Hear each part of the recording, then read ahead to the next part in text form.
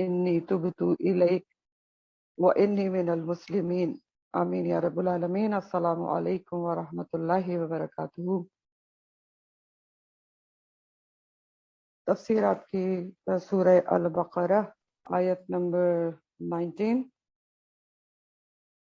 मुनाफिकीन का ही जिक्र चल रहा था और अल्लाह सुब्हानहू व तआला ने अब मुनाफिकत और मुनाफिक की जो दो टाइप्स होती हैं उसको मिसालों से बयान किया, जिसमें से एक मिसाल हमने लास्ट टाइम पढ़ी थी और वो थी एतकादी मुनाफिकीन की मिसाल।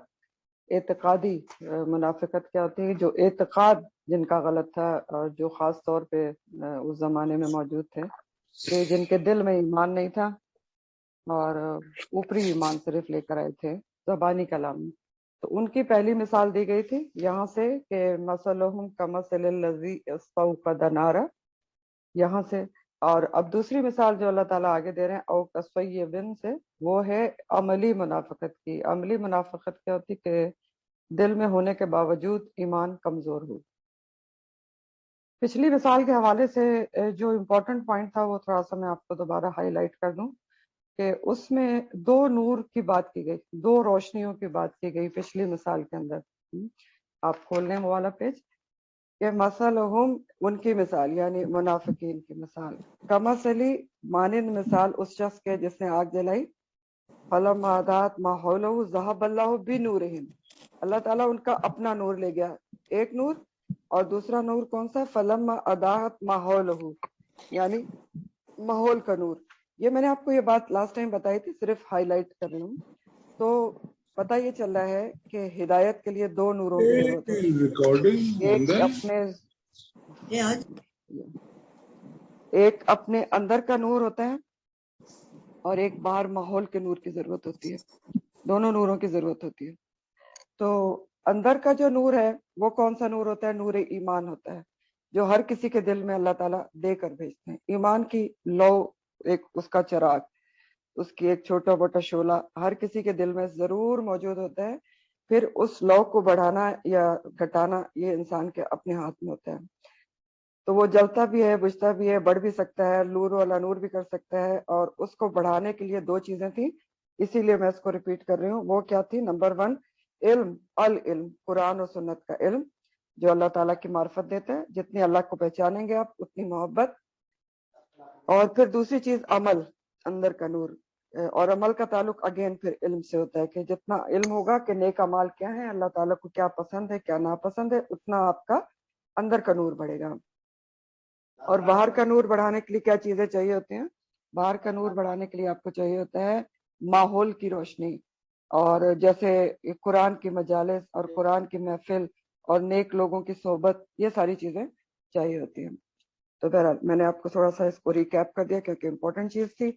अब हम दूसरी मिसाल पढ़ेंगे आज, जो अमली मुनाफिकत की मिसाल अल्लाह सुब्हानहू व तआला दे रहे हैं।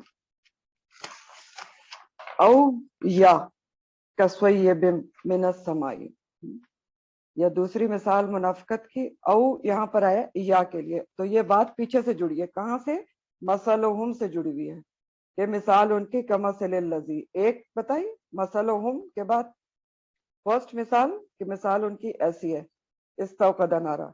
फिर दूसरी मिसाल दी जा रही कि मसलहुम उनकी ऐसी भी हो सकती है, औ या जैसे मिसाल, या जैसे कैसी है उनकी मिसाल? कसय्यबिन, सय्यबिन का तो मानिंद के लिए आता है और सय्यब कहते हैं तेज बारिश को, जोरदार बारिश, स्वात वाव बे रूट है।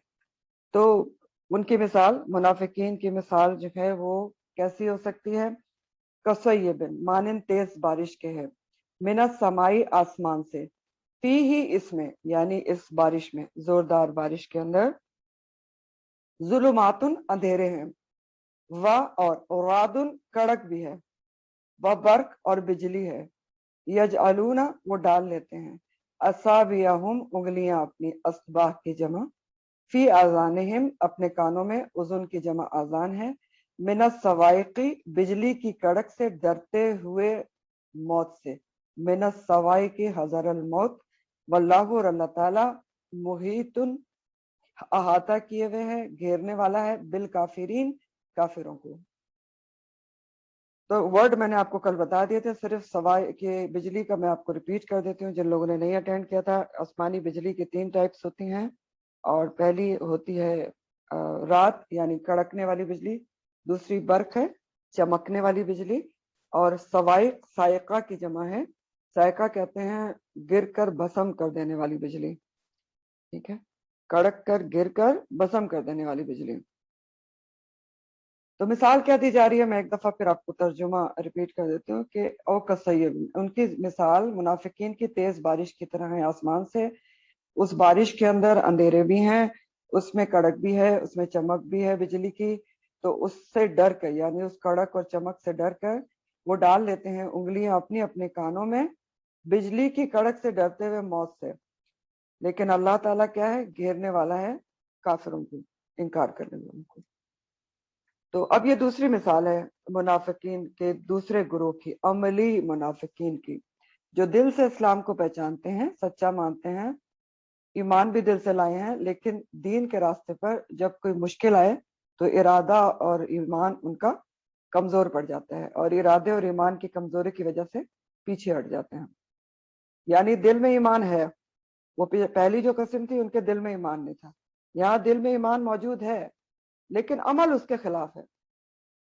دل عمل جو ہے ان کا زبان کا اقرار اور دل کے ماننے کے خلاف جا رہا ہے. دل سے ماننا، زبان سے بھی اقرار ہے، لیکن عمل خلاف جا رہا ہے، اس لیے منافق کہلا رہے ہیں. تو یہ دوسری مثال ان کی ہے جو شک اور تذبذب یعنی کنفیوژن کا شکار ہیں، ایمان کی کمزوری کا شکار ہیں. تو ان کی مثال دی جا رہی ہے، ایسی ہے جیسے زوردار بارش کی سی ہے، کصیب من السماء، آسمان سے یعنی بادل سے. تو تیز بارش سے مراد یہاں پر کیا ہے، یہ چھوٹا چھوٹا اپنے نوٹس میں لکھ لیں. سیب سے مراد کیا ہے، اسلام کے احکامات ہیں جو مدینہ جا کر پے در پے نازل ہو رہے تھے تیز بارش کی طرح. اور جس طرح بارش انسان کے لیے شدید باعث رحمت ہوتی ہے، باعث برکت ہوتی ہے، اسی طرح اللہ سبحانہ و تعالیٰ کے احکامات بھی انسانیت کے لیے رحمت ہی رحمت لے کر اتر رہے تھے. تو سیبن کیا ہے، تیز بارش، اللہ سبحانہ تعالیٰ کے احکامات. یاد رکھیں پھر سے ذہن میں کہ یہ مدنی سورہ ہے، اور سارے احکامات سوائے نماز کے کی فرضیت کے مدینہ جا کے ان کا نزول ہوا تھا. صرف نماز کی فرضیت مکہ میں ہوئی تھی جو معراج کے موقع پر آپ کو عطا کی گئی تھی، معراج کے موقع پر فرض کی گئی تھی.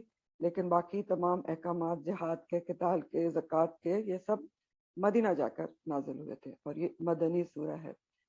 تو کصیب من السماء سے مراد اسلام کے احکامات جو مدینہ جا کر پے در پہ نازل ہو رہے تھے اور رحمت ہی رحمت لے کر اتر رہے تھے.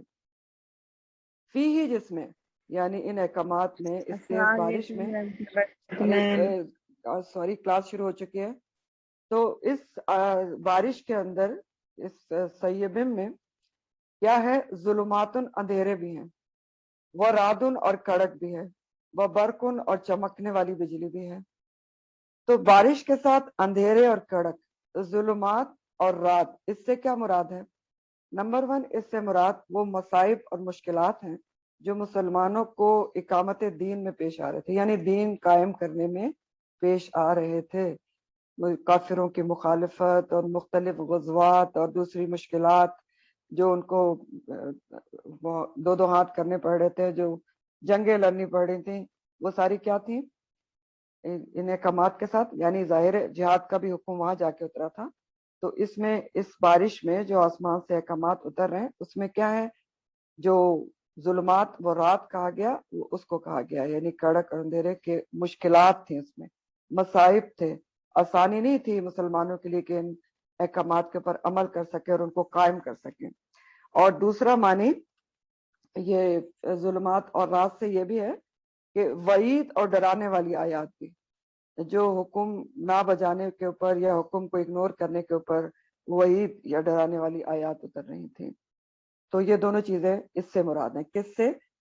کصیب من السماء فیہ ظلمات ورات. پھر ہے وہ برق، اور اس میں چمکنے والی بجلی بھی ہے، چمکنے والی.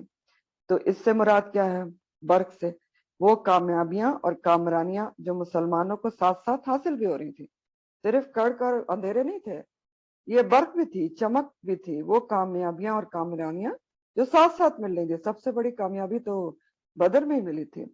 اور نمبر 2، اس سے مراد وہ خوبصورت چمکتے ہوئے وعدے بھی تھے اللہ تعالیٰ کے ریوارڈز کے، جو احکامات کی بجاوری پر اتر رہے تھے. ساتھ ساتھ احکامات تھے، صرف ڈرانے والی آیات تو نہیں اتر رہی تھی، صرف وعیدیں تو نہیں اتر رہی تھی.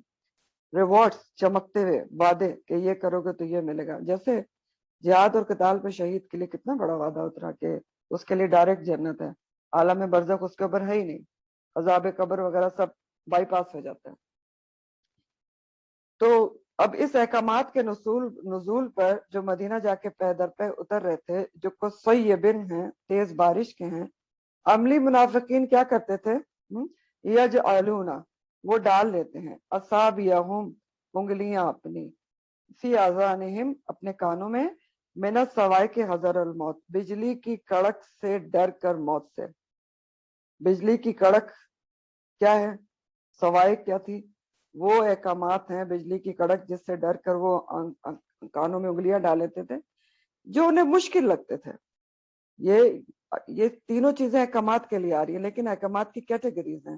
صواعق وہ احکامات جو ان کے نفس پہ سخت بھاری تھے، جن کو سن کے ان کو لگتا تھا کہ بس ہم اس پہ عمل کر لیا تو ہم مر ہی جائیں گے. وہ مصائب اور مشکلات جن کو سن کر ان کو لگتا تھا کہ بس ہم تو ختم ہی ہو جائیں گے.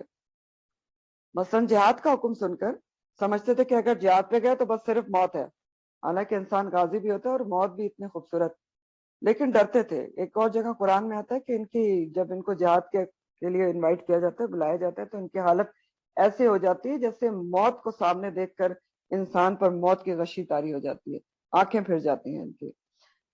تو کیا کرتے تھے ایسے احکامات کے اوپر؟ یہ سنی انسنی کرتے تھے، کانوں میں انگلیاں ٹھوس لیتے تھے، اگنور کر دیتے تھے، مسلمانوں سے علیحدہ ہو جاتے تھے اور اپنی حفاظت کے انتظامات میں لگ جاتے تھے ایمان کی کمزوری کی وجہ سے. بہانے بھی بناتے تھے، کبھی کہتے تھے ہمارے گھر خالی پڑے ہیں، کبھی کہتے تھے بچے اور عورتیں اکیلی ہیں، کبھی کہتے تھے فصلیں پکی ہوئی ہیں تو کیسے جائیں، وغیرہ وغیرہ. تو یہ سب کرتے کیوں تھے؟ کمزور ایمان، کمزور عملی منافقت ہمیشہ کی ایمان کی کمزوری کی وجہ سے ہوتی ہے. تو ایمان کمزور تھا اس لیے اس طرح سے کرتے تھے.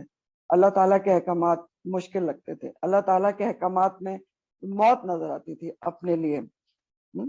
یجعلون اصابعہم فی اذانہم من الصواعق حذر الموت، موت سے ڈرتے ہوئے. ایک اور جگہ قرآن میں اللہ تعالیٰ اس طرح کی صورتحال کو بیان کرتے ہیں، کہتے ہیں کہ جو لوگ یہ اللہ تعالیٰ کے احکامات سے گھبراتے ہیں، ان کے بارے میں کہا گیا کہ ان کی حالت ایسی ہو جاتی ہے جب وہ اللہ تعالیٰ کا کوئی حکم سنتے ہیں اور ان کو مشکل لگتا ہے کہ جیسے انسان پہاڑ کے اوپر چڑھ رہا ہو اور اس کے سینے میں گھٹن ہو جائے اور اس کو سانس آنا بند ہو جائے. ضیغم من السما، سینہ گھٹ جاتا ہے سن کے، بہت ہی مشکل لگتا ہے. تو اللہ اتنا مشکل حکم کیسے عمل کریں گے، یہ حالت ہو جاتی ہے. تو وہاں بھی اس قسم کی صورتحال بیان کی گئی ہے. تو یہ ان کا حال ہو جاتا ہے اللہ تعالیٰ کے احکامات پر. تو واللہ محیط بالکافرین، اور اللہ تعالیٰ گھیرنے والا ہے، محیط گھیرنے والا ہے، واتے روٹ ہے کافروں کو. کافر کیوں کہا گیا ان کو؟ منافقین کا ذکر ہو گیا یہاں پر. کافر سے مراد انکار کرنے والے ہیں، کیونکہ اللہ کے حکم سے انکار کر کے سائٹ پہ ہو جاتے تھے، منع کر دیتے تھے، مسلمانوں سے علیحدہ ہو جاتے تھے، بہانے بناتے تھے. تو اللہ تعالیٰ فرما رہے کہ اللہ تعالیٰ ان کی حرکتوں سے پوری طرح واقف ہیں اور گھیرے میں لے رکھا ہے. اللہ تعالیٰ سب دیکھ رہے ہیں. یہ جہاد پہ جانے سے گھبراتے ہیں، جان بچاتے ہیں، قربانی کرنے سے گھبراتے ہیں، ان کو کچھ چھوڑنا، کچھ قربان کرنا دین کے لیے مشکل لگتا ہے، اس لیے الگ ہو جاتے ہیں، اپنی جان بچاتے ہیں. تو سمجھ لیں کہ اللہ تعالیٰ تو ان کو دیکھ رہا ہے، ساری حرکتوں سے باخبر ہے، اور کسی طرح سے بھی کبھی بھی ان کو پکڑنے کی پوری قوت رکھتا ہے. تو یہ بچ کے کہاں جا سکتے ہیں؟ بھاگ کر کے کہاں جا سکتے ہیں؟ مسلمانوں سے صرف علیحدہ ہونا، مسلمانوں کو دھوکہ دینا، یخادعون، یہی ان کی موت کا، ان کی سزا کا سبب بن سکتا ہے. تو واللہ محیط بالکافرین. اور مزید ان کی حالت بیان کی جا رہی ہے کہ ان کی حالت کیسی ہو جاتی ہے جب تھوڑا بھی ان کو کوئی اللہ تعالیٰ کا حکم مشکل لگتا ہے تو یکاد البرق، ان کی حالت ایسی ہو رہی ہے، یکادو قریب ہے کہ البرق، بجلی، यख्तफू उचक ले जाए, अबसारुहुम निगाहें उनकी। यख्तफू खतफ का मानी मैंने आपको बताया था, तेजी से झपट लेना या उचक लेना। तो इनकी हालत, बिजली जब चमक रही होती है तो क्या कहते हैं लोग, बिजली की तरफ ना देखो, आंखें चुंधिया जाएंगी, नजर के ऊपर असर हो जाएगा। तो यहाँ भी यकादुल बर्क को करीब है कि बर्क से मुराद दीन इस्लाम के अहकामात ही है, ताकतवर और मजबूत अहकामात, रहमत और बरकत लिए हुए अहकामात मुराद हैं। ये चीजें आप नोट कर लें तब आपको सही समझ में आएगा। बर्क से मुराद यहाँ भी, जैसे पीछे भी मैंने आपको बताया, अहकामात हैं, तो अहकामात ही हैं, ताकतवर और मजबूत अहकामात। और करीब है कि ये बर्क जो है, ये अहकामात उचक ले जाए बीनाई उनकी। तो बीनाई से मुराद उनका क्या है, उनका ईमान और इरादा है, बसीरत मुराद है उनकी, कि ईमान और इरादा पहले ही कमजोर है और ऊपर से ये अहकामात से जान चुरा रहे हैं, उससे पीछे हट रहे हैं, तो अहकामात तो उतरते चले जा रहे हैं। तो अगर ये इसी तरह पीछे हटते रहे, इनका ईमान और इरादे की कमजोरी इनको पीछे हटाती रही, तो करीब है कि यकादुल बर्कु यख्तफु अब्सारुहुम, बिल्कुल ही ये ईमान से चले जाए। कम होते होते अल्लाह के अहकामात का इनकार करते करते तो करीब है कि ये बिल्कुल ही ईमान से चले जाएं। जो थोड़ा बहुत ईमान है, अल्लाह ताला के अहकामात को इग्नोर करके, उससे डर के, उससे पीछे हट के, धोखा दे के, ये बिल्कुल ही ईमान से चले जाएं।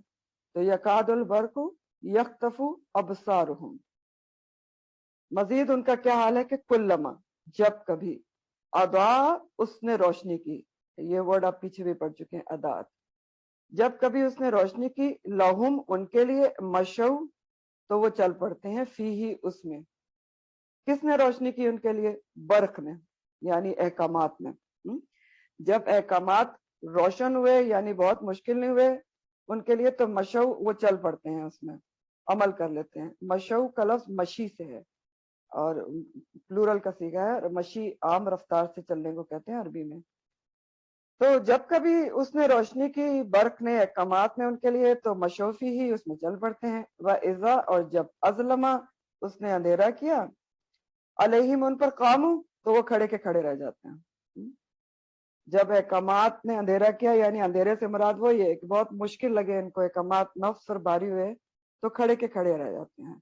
यानी अब क्या उनकी हालत बताई जा रही है, हाल अहवाल, यानी जब मुश्किल हालात होते हैं, गुजर जाते हैं सारी, जब मुश्किल हालात गुजर जाते हैं, कोई मुसलमानों के ऊपर आसानियां आ जाती हैं, कुछ उनको फायदे मिलना शुरू हो जाते हैं, तो फिर इस्लाम की तरफ बढ़ते हैं और आके कहते हैं कि हम तो तुम्हारी तरह हैं, और शामिल हो जाते हैं। जो अहकामात आसान लगते हैं, नफ्स पर भारी नहीं होते, इनको उसके पीछे कोई कुर्बानी नहीं देनी पड़ रही होती, कोई इनके उसके पीछे कोई चीज अपनी छोड़नी नहीं पड़ रही होती, तो उस पर अमल कर लेते हैं। लेकिन जब कोई मुश्किल हुक्म आए, सख्त अहकामात नाजिल हो, तो वहीं के वहीं खड़े रह जाते हैं, रुक जाते हैं, अमल नहीं कर पाते। फाइजा असलमा कामू, खड़े के खड़े रह गए, अमल ही नहीं होता, डर जाते हैं, पीछे हट जाते हैं, इरादा और ईमान जो है उनका कमजोर पड़ जाता है। तो क्या बताया जा रहा है अमली मुनाफिकीन का हाल, कि ठंडा ठंडा इस्लाम मिले, आसान आसान तो अमल कर लेते हैं, जरा आजमाइश आई, थोड़ा मुश्किल हालात आए, खड़े के खड़े रह गए, मुतजब्जब हो गए, डामाडोल हो गए। तो ऐसे लोगों के बारे में सूरह अल हज आयत नंबर 22 में अल्लाह ताला फरमाते हैं, अल हज 22, कि वह मिनन नासी मैं याबुदुल्लाह अला हरफिन फाइन असाबाहु खैरुन इत्माइन्ना। अल्लाह ताला क्या कह रहे हैं कि लोगों में से कुछ ऐसे भी हैं जो अल्लाह की इबादत करते हैं किनारे पे खड़े होके। कैसे करते हैं, किनारे पे खड़े होके, एच पे खड़े होके। तो जब उनको कोई खैरें मिलती रहती हैं इस्लाम की तरफ से, अल्लाह की तरफ से, तो इत्मीनान में रहते हैं, और जैसे ही कोई मुश्किल मुसीबत पेश आए तो फौरन उल्टे पांव पलट जाते हैं। ये सूरह हज की आयत में कहा गया। तो एच पे खड़ा होना क्या होता है, यही होता है ना, कि इंसान अल्लाह की इबादत कर रहा है, जब तक उसको अच्छाइयां मिल रही हैं, नेमतें मिल रही हैं, तो ठीक है जी, बहुत खुश है। जहाँ कोई मुश्किल मुसीबत आई तो जी दिल ही नहीं लगता, तो उल्टे पांव पलट जाते हैं। तो अल्लाह ताला फरमाते हैं कि वलौ शाअल्लाहु, अगर अल्लाह ताला चाहता, लज़हबा अलबत्ता ले जाता, बिसमइहिम समात उनकी, व अबसारिहिम और निगाहें उनकी, ان اللہ علی کل شیء قدیر، اور بے شک اللہ تعالیٰ ہر چیز پر پوری قدرت رکھنے والا ہے۔ تو اگر اللہ تعالیٰ چاہتا، ان عملی منافقین کے بارے میں اللہ تعالیٰ فرما رہے ہیں کہ اگر اللہ تعالیٰ چاہتے تو اعتقادی منافقین کی طرح، پہلی مثال کی طرح جو آپ نے پہلے پڑھی، پہلی قسم کی طرح ان کی بھی سماعت اور بصارت کو سلب کر دیتا، حق دیکھنے سننے کی صلاحیت سلب کر لیتا، جیسے ان کے ساتھ ہوا۔ اب پچھلی مثال کھول کے دیکھیں ان کے ساتھ کیا ہوا تھا۔ کمثل الذی استوقد نارا فلما اضاءت ما حولہ ذهب اللہ بنورہم، اللہ تعالیٰ ان کا نور لے گیا، ٹھیک ہے، وترکہم فی ظلمات، اور سم بکم عمی ہو گئے، وہ کیا ہو گئے تھے؟ گونگے بہرے اندھے۔ تو لٹرلی تو نہیں ہو گئے تھے، کیسے ہو گئے تھے؟ حق سننے دیکھنے کے لیے اور اسلام کی خوبیاں سننے دیکھنے اور بیان کرنے کے لیے کیا ہو گئے تھے؟ اندھے گونگے بہرے ہو گئے تھے۔ تو یہاں اللہ تعالیٰ اس قسم کے لیے، اس ٹائپ کے لیے منافقت کی، عملی منافقت کے لیے فرما رہے ہیں کہ اگر اللہ تعالیٰ چاہتا تو البتہ ان کے ساتھ بھی یہ کام کر سکتا تھا، عملی منافقین کے ساتھ بھی، کہ ان کے حق دیکھنے سننے کی سمجھنے کی صلاحیت سلب کر دیتا، ان کا بھی نور لے جاتا، نور ایمان ان کا سلب کر سکتا تھا بالکل ان کی طرح۔ یعنی اللہ تعالیٰ ایسا کر سکتے تھے ان کے ساتھ، کیونکہ ان اللہ علی کل شیء قدیر ہے، ان کے ساتھ کیا تو ان کے ساتھ بھی ہو سکتا تھا، لیکن ایسا کیا نہیں اللہ تعالیٰ نے، کر سکتے تھے ولو شاء اللہ۔ تو بنیادی طور پر اللہ سبحانہ و تعالیٰ وارن کر رہے ہیں، تنبیہ کر رہے ہیں عملی منافقت کے طرز عمل کے اوپر، عملی منافقین کو، کہ اللہ تعالیٰ ایسا کر سکتے تھے لیکن اللہ تعالیٰ نے ایسا کیا نہیں۔ تو ایسا کیوں ہوا کہ اللہ تعالیٰ نے ان کے ساتھ تو کیا، ان کے ساتھ کیا نہیں، صرف وارن کیا کہ اللہ تعالیٰ چاہتا تو ایسا کر سکتا تھا؟ اس لیے کیونکہ ان کے دل میں ایمان ہے، عقیدہ ٹھیک ہے، عمل کرنا بھی چاہتے ہیں، دل سے ایمان لائے نا، عمل عقیدہ ٹھیک ہے، عمل کرنا بھی چاہتے ہیں، لیکن ارادہ اور نیت کمزور پڑ جاتی ہے۔ تو اللہ تعالیٰ موقع دے رہے ہیں، موقع دیتے ہیں کہ اپنا ایمان اور ارادہ مضبوط کر لیا جائے، استقامت اختیار کر لی جائے۔ آپ لوگ کائنڈلی اپنے مائکس آف رکھیں، ساری بات جو ہے اس کی ڈسٹریکشن ہو جاتی ہے۔ تو اللہ تعالیٰ یہاں پر وارن کر رہے ہیں عملی منافقت یا عملی منافقین کو کہ اللہ تعالیٰ کا چاہتا تو یہاں بھی یہ کر سکتا تھا، ایمان کی کمزوری کے اوپر، کہ یہ پیچھے ہٹ جاتے ہیں، کہ ان کے ساری جو سمعہم و ابصارہم ان کے سلب کر سکتا تھا حق دیکھنے سننے کی صلاحیت، لیکن اللہ تعالیٰ نے ایسا نہیں کیا۔ تو کیوں نہیں کیا؟ کیونکہ دل میں ایمان ہے، عقیدہ ٹھیک ہے، عمل کرنا بھی چاہتے ہیں، تو اللہ تعالیٰ موقع دیتے ہیں کہ انسان اپنا ایمان اور ارادہ مضبوط کر لے، راہ راست پر جم جائے، ورنہ اللہ ہر چیز پر قادر ہے، کچھ بھی کر سکتا ہے۔ تو پتہ ہمیں کیا چل رہا ہے یہاں سے؟ یہ کہ جس کے دل میں ایمان ہوتا ہے اور ارادہ بھی ہوتا ہے کرنے کا، ہدایت پر آنے کا، تو اللہ تعالیٰ اس کو پورا موقع دیتے ہیں کہ ہدایت حاصل کرے، ایمان مضبوط کرے اور استقامت پر آ جائے، ایمان کی کمزوری سے پیچھے نہ ہٹے، سیلیکٹو نہ ہو کہ آسان احکامات لے لے اور مشکل چھوڑ دے، کنسسٹنسی پر آ جائے۔ اللہ سبحانہ تعالیٰ کے نزدیک جو ایمان کی کنسسٹنسی ہے نا، وہ سب سے اہم ترین چیز ہے۔ آگے آپ پڑھیں گے کہ اللہ تعالیٰ فرماتے ہیں کہ جن لوگوں نے کہا کہ میرا رب اللہ ہے، ثم استقاموا، پھر اس بات پر جم گئے، جمنا، تو ان کے اوپر فرشتے اترتے ہیں ان کی مدد کے لیے۔ تو پھر یہ جو آیت ہے اس کے بارے میں ایک دوسری رائے بھی ہے، اس کی تفسیر کے بارے میں، وہ بھی میں آپ کو سنا دیتی ہوں۔ کچھ مفسرین، یہ جو دوسری آپ نے ابھی او کسیبن سے آپ نے آیت پڑھی، آیت نمبر 19، اس کی بات کر رہی ہوں کہ اس کے بارے میں ایک دوسری رائے بھی ہے مفسرین کی۔ کچھ مفسرین کے مطابق یہاں پر جس روشنی نور کی بات ہو رہی ہے وہ ہے جو اللہ تعالیٰ روز قیامت اہل ایمان کو پل صراط پر عطا کریں گے، پل صراط کو پار کرنے کے لیے۔ یکاد البرقوں کی بات ہے نا، روشنی کی بات ہے، اور کلما ادا، جب اس نے روشنی کی تو چل پڑے، وائزا ازلما، تو کھڑے کے کھڑے رہ گئے۔ تو یہ جو روشنی اور نور کی بات ہے، کچھ مفسرین نے اس کو آخرت کے نور سے تشبیہ دی کہ وہ نور ہے جو ایمان والوں کو، انسانوں کو پل صراط پہ اللہ تعالیٰ عطا کریں گے گزرنے کے لیے، اور جو مومنین کے دائیں جانب اور سامنے دوڑے گا، اور جس کا ذکر آپ انشاءاللہ سورہ الحدید اور سورہ التحریم دونوں میں پڑھیں گے۔ سورہ الحدید آیت نمبر 12 میں آتا ہے، آیت نمبر 12 الحدید، یوم تری المؤمنین والمؤمنات یسعی نورہم بین ایدیہم وبایمانہم، تم دیکھو کہ اس دن مومن مرد اور عورتوں کا نور کہ وہ دوڑے گا ان کے دائیں جانب اور ان کے سامنے انشاءاللہ تعالی۔ تو پل صراط آپ کو پتہ ہے کہ بہت شدید اندھیرے میں ہوگا، ظلمات بھی ہوں گے اس میں اور کڑک بھی ہوگی، سب کچھ ہوگا، اور اس کے دونوں سائڈ پہ جو ہے وہ امانت اور صلہ رحمی کھڑے بھی ہوں گے، اور اس پہ سے گزرنے کے لیے نور لازمی چاہیے ہوگا، اور وہ نور آپ کو میں نے قرآن کا ریفرنس تو دے دیا، اس کے علاوہ اس میں احادیث میں اس کے بارے میں بہت کچھ آتا ہے، اور یہ نور جو ہے پل صراط پر گزرنے کے لیے یہ ہر مومن کو بقدر اس کے ایمان ملے گا، بقدر ایمان یعنی جتنا ایمان اتنا نور ملے گا۔ تو یہاں بھی ایمان کی ہی بات ہے نا کہ ایمان کی کمزوری تھی، تو ایمان کے مطابق ملے گا۔ اس کے بارے میں حدیث کا مفہوم ہے ترمذی کی، نبی کریم صلی اللہ علیہ وسلم نے فرمایا کسی مومن کا نور مدینہ سے عدن تک پہنچے گا، یعنی ایک اتنی زیادہ اس کی وسعت بتائی کہ اتنا نور ملے گا، اللہم اجعلنا منہم، اور بعض کو پھر اس سے کم، اور بعض کو اس سے کم، اور بعض کے صرف پاؤں رکھنے کی جگہ روشنی ہوگی، اور یہ حدیث کا مفہوم میں آپ کو بتا رہا ہوں، یعنی بہت زیادہ بھی مل سکتا ہے تھوڑا بھی مل سکتا ہے۔ اور یہ نور منافقین کے صرف پیر کے انگوٹھے میں ہوگا، یہ بھی حدیث میں آتا ہے، جو کبھی روشن ہوگا اور کبھی بجھ جائے گا، ٹھیک، کبھی روشن ہوگا کبھی بجھ جائے گا۔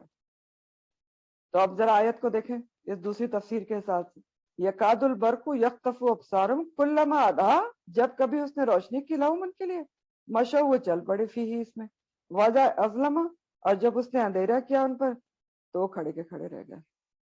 تو جب یہ نور جلے گا انگوٹھے کا تو چل پڑیں گے، جب بجھے گا تو کھڑے کے کھڑے رہ جائیں گے۔ اسی لیے میں نے آپ کو پچھلی تفسیر میں ایک اور آیت سنائی تھی سورہ حدید کی، کہ منافقین کہیں گے ایمان والوں سے پل صراط پہ کہ تم تھوڑا رک جاؤ کہ ہم بھی تمہارے ہی نور کی روشنی میں پل صراط پار کرنا ہے۔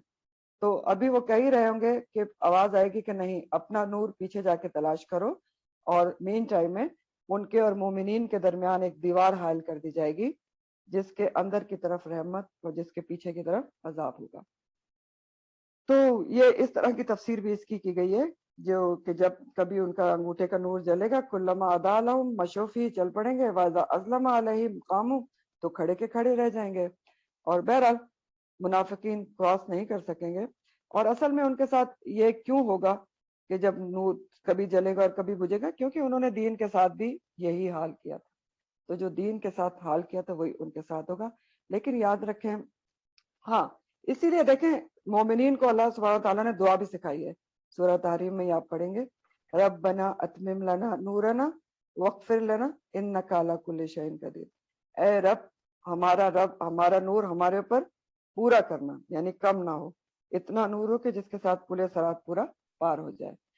تو یہ بھی ایک تفسیر کی گئی، لیکن زیادہ راجح رائے پہلے والی تفسیر کے بارے میں، راجح یعنی پریفرڈ، وہی ہے یہ جو میں نے آپ کو پہلے بتائی، کہ جب آسان احکامات ان کو لگتے ہیں تو اس پر عمل کر لیتے ہیں، اور جہاں مشکل ہوتی ہے تو کھڑے کے کھڑے رہ جاتے ہیں، مسلمانوں سے الگ ہو جاتے ہیں۔ تو پہلے پریفرڈ تفسیر جو ہے وہ وہی والی ہے، لیکن یہ بھی کی گئی ہے بہرحال، اس لیے میں نے آپ کو بتا دی۔ اب بات یہ ہے کہ ہم یہ دیکھیں گے کہ ہمارے لیے اس میں کیا سبق ہے۔ یہ عملی منافقت بیان کی جا رہی ہے، اور عملی منافقت ایک ایٹیچیوڈ ہے جو کبھی بھی کسی بھی زمانے میں کہیں بھی پایا جا سکتا ہے، اور اللہ تعالیٰ ہمارے ہی لیے کھول کر سارا حال بیان کر رہے ہیں۔ تو اس کا بھی ہم سبق دیکھیں گے۔ سب سے پہلا سبق تو اس میں یہ ہے کہ اپنے دل کی حالت پر غور کرنا ہے ہم نے، اپنی، کیونکہ دل کی حالت ہے نا، کمزور ایمان مضبوط ایمان یہ سب کہاں ہوتا ہے؟ منافقت کہاں ہوتا ہے؟ سب دل میں ہوتا ہے نا۔ تقویٰ کہاں ہوتا ہے؟ دل میں ہوتا ہے۔